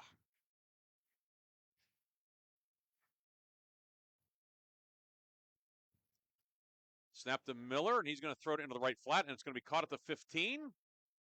Out to the 18-yard line, the Grove City pass catcher, and that is going to be Tanner Mung catching it from Miller. So, Eagles get 7 out to the 18-yard line. Yeah. Charlie Miller's first pass completion. First pass completion of the night for Grove City. Wow. So, Charlie Miller getting some work here. 2nd and 3. The give is to Hunter McElroy. McElroy, who picked up some carries last week, did a nice job in the fourth quarter of that game against Sharon. Finds some tough sledding on that carry. Yeah. Loses 3 back to the 15, and Grove City will face 3rd and 6 from its own 15 halfway through the fourth quarter. On the previous play, tackle made by Deshaun Thompson and Merlin Peters. Merlin Peterson, I may have called him Pedersen earlier, thinking of Marcus Pedersen, who wore 28 for the Pittsburgh Penguins. Same spelling, but yeah. Merlin Peterson. Yeah, cool first name, too. Yes. You mentioned Alchemy earlier tonight. Yeah, Alchemy, Merlin, yeah. And timeout will be taken by Grove City. 5:37 to go. Each team with 2 timeouts at its disposal. And we will keep it here. And in the interest of time, we'll kind of start some of the post-game recap here. Jaden Phillips got the scoring going for Hickory in the first quarter. 29-yard touchdown catch from Logan Telez. Logan Stanford, the first of his 7 extra points, made it 7-0. 8:41 of the first quarter, Kelvin Morrison, a 42-yard run. 7:32 mark, Sebastian Bromley, 30-yard touchdown catch from Telez. That made it 21-0. Phillips, a 26-yard touchdown catch from Telez at 3:56, and then with 1:35 to go in the first quarter, Spencer Lee got a lateral from Bromley, who had caught the ball from Telez. Lee takes it in for the touchdown, made it 35-0 at the end of 1. Morrison, 3 touchdown runs in the second quarter. Christian Dungy, a 1-yard run. Grove City, Peyton Miller, 76-yard kickoff return to start the third. Brody Bishop, a 2-yard touchdown run on the third for Hickory. The conversion failed on each of the last 2 respective touchdowns. Now we resume action. 3rd and 6 for Grove City from the 15. Charlie Miller rolling left. On the move and incomplete. And they flag, 2 flags down. One in the middle of the field and one on the far side. So perhaps maybe a hold and then pass interference. Yeah, that was definitely pass interference out on the edge. As I mean, that's like the definition of it, right? You tackle someone before they catch the ball while they're on their way while they're waiting for the pass to get there. Clock stop with 5:24 to go in the fourth. Hickory on top by a score of 69-6.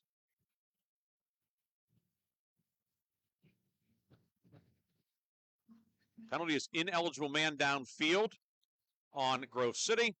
Pass interference on Hickory. So the penalties will offset, and we will replay 3rd down. Okay. The offsetting penalties, and 3rd and 6 once again at the 15-yard line.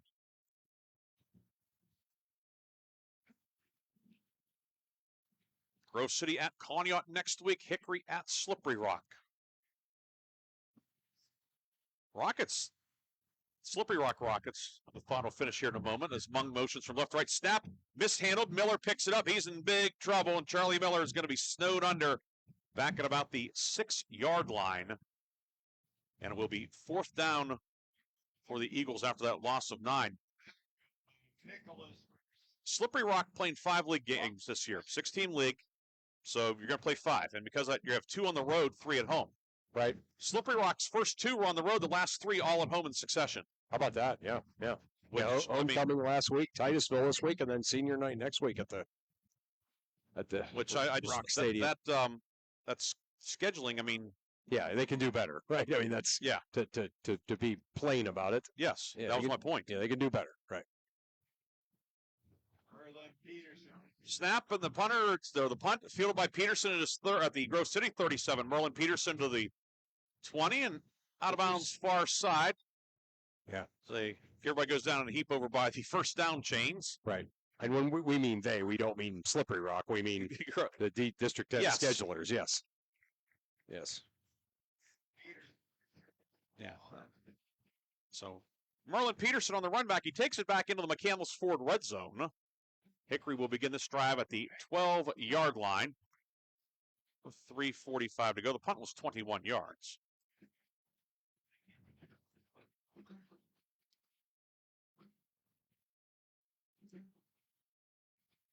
Hornets will come out with Tarosky at quarterback. Of course, Ty's dad is longtime Farrell girls basketball coach Ed Tarosky.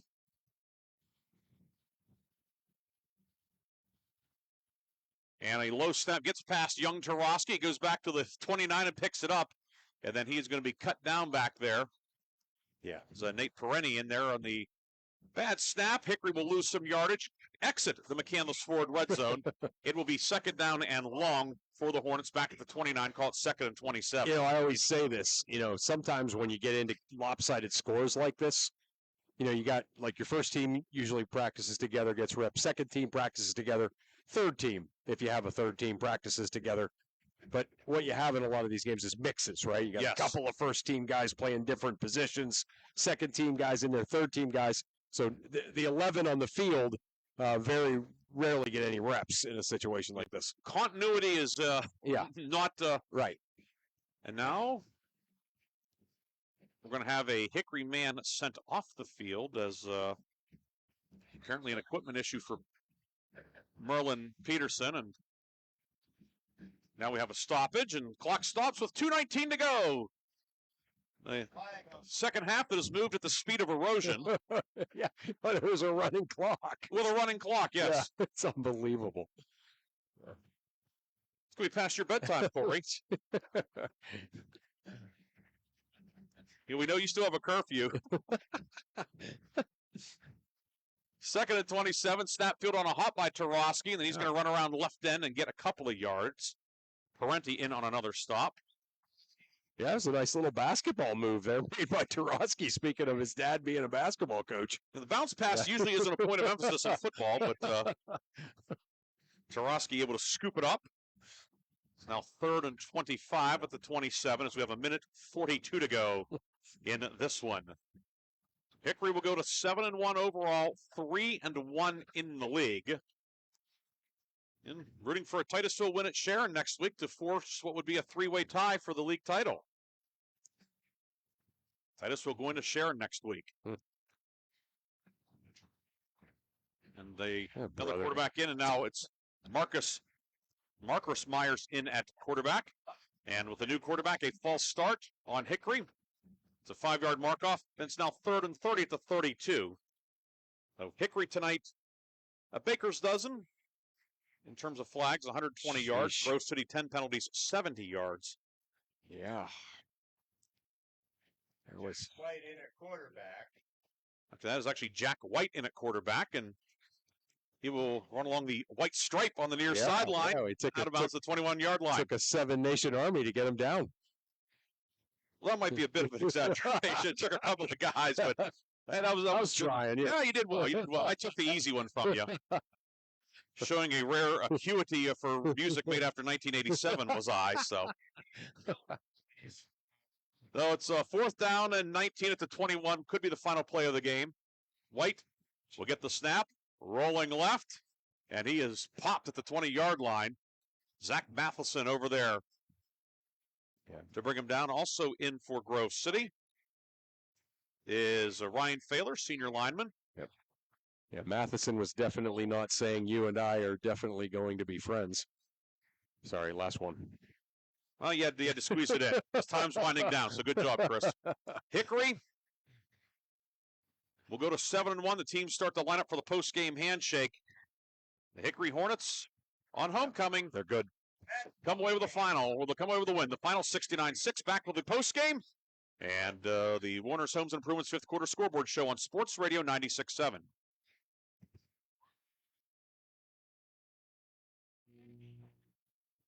Agriculture is more than a business. It's a way of life. My bank understands agriculture. They're local. They're here for the long haul. Agriculture is a business that varies like the weather. That's why I need a financial partner I can grow with, in good times and bad, weather or not. Mercer County State Bank. Member FDIC. Your community bank. Online at mcsbank.bank. Are you or a loved one looking for a senior living residence offering independent living and personal care? Then the Heritage at St. Paul's Senior Living Community in Greenville is right for you. The Heritage offers private apartments that provide the comforts of home with as little or as much personal care as you need. St. Paul's makes it easy to feel at home. Call 724-588-7610 or visit stpauls1867.org today for more information or to schedule a tour. The fifth quarter show is brought to you by Reinhardt's Insurance. Insurance solutions to help you accomplish your goals. And now, proud sponsors of the Player of the Game.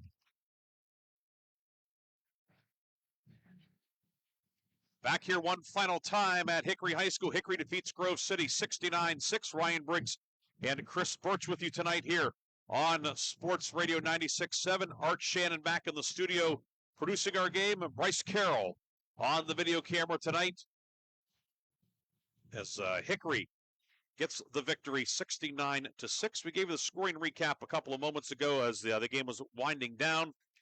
The team and individual numbers for Hickory: 339 rushing yards, 155 passing yards, 494 yards on 50 plays.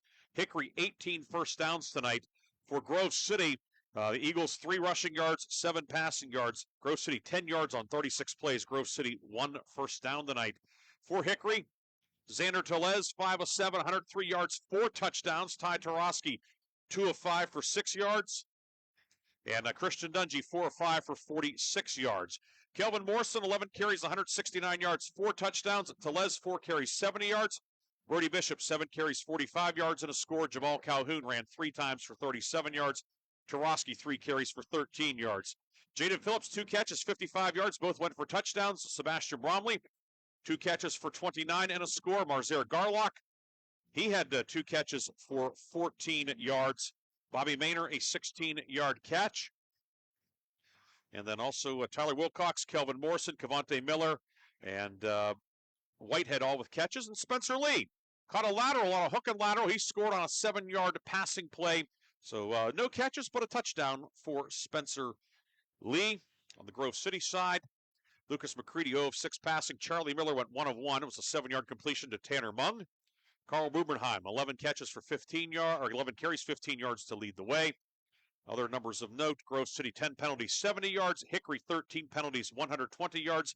Only 1 turnover tonight. That was Christian Dungy's interception for Hickory, as the Hornets get the victory tonight by a final score of 69-6.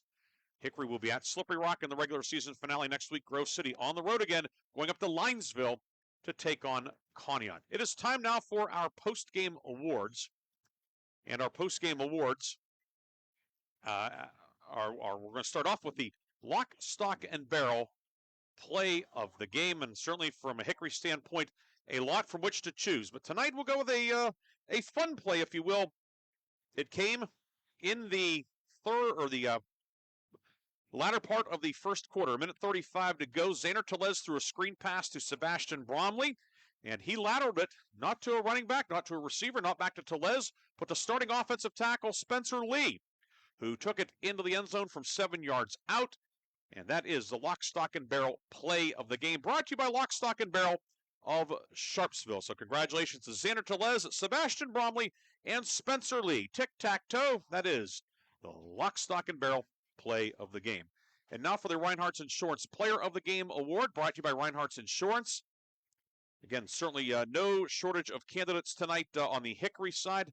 But tonight we go with the guy that reached the end zone not once, not twice, not 3 times, but 4 times. Kelvin Morrison, 11 carries, 169 yards, and one half of action. 4 touchdowns for him, also caught a 12-yard pass. And Kelvin Morrison is the Reinhardt's Insurance Player of the Game.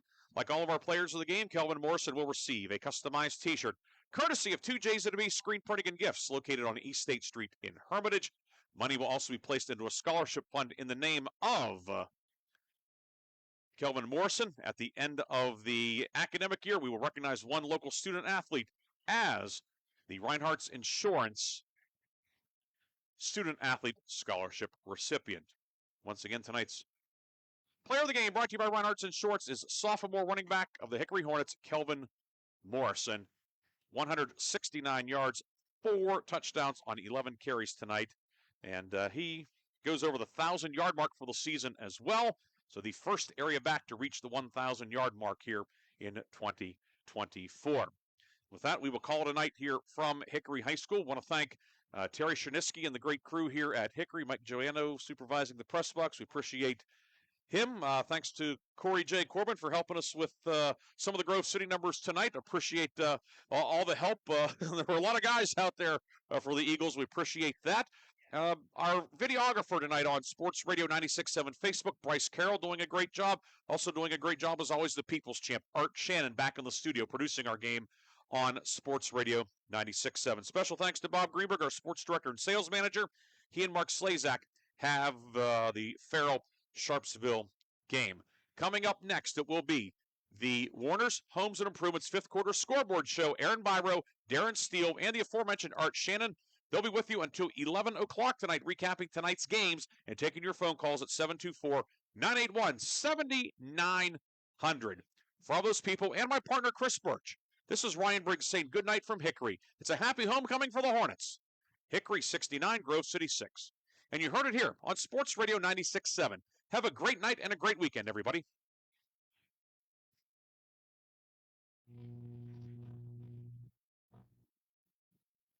Has been brought to you by Bill McCandless Ford in Mercer and Meadville. The Reinhardt's Agency. It's not the insurance they sell, it's the service that makes them better. Mancino's Driving School, where safe driving is started. Attached to our team at Confluence Financial Partners, honoring our past, expanding our future. Two firms united to serve you. Visit us at confluencefv.com. Lock, Stock, and Barrel, serving giant subs since 1973.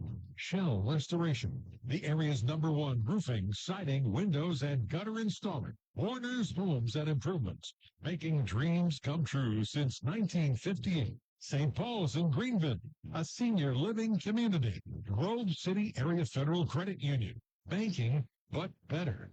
Attorney Bill Motor. Excellence, experience, and integrity. Mercer County State Bank, community-minded since 1911. Herman's Water, when taste matters. Vay's Pub and Grill, make it special, make it Vay's. Hermitage Rotary Club, if you're struggling with prescription opioids, there is hope. Baylor Insurance, trusted for generations. Minuteman Press and One-Stop Mail for all of your printing, marketing, and mailing needs. DK Auto LLC in Grove City, specializing in Southern vehicles up to $15,000. The Valvoline Express Care and Car Wash of Grove City is the area's only stay-in-your-car quick lube. We're locally owned and nationally known. Drive in, drive out. It's that easy. The Valvoline Express Care and Car Wash of Grove City. Please thank this great group of sponsors for supporting all of our high school sports broadcasts all season long. Don't go anywhere. It's time for the Warner's Homes and Improvements 5th quarter scoreboard show. Right here on the Cumulus Sports Network.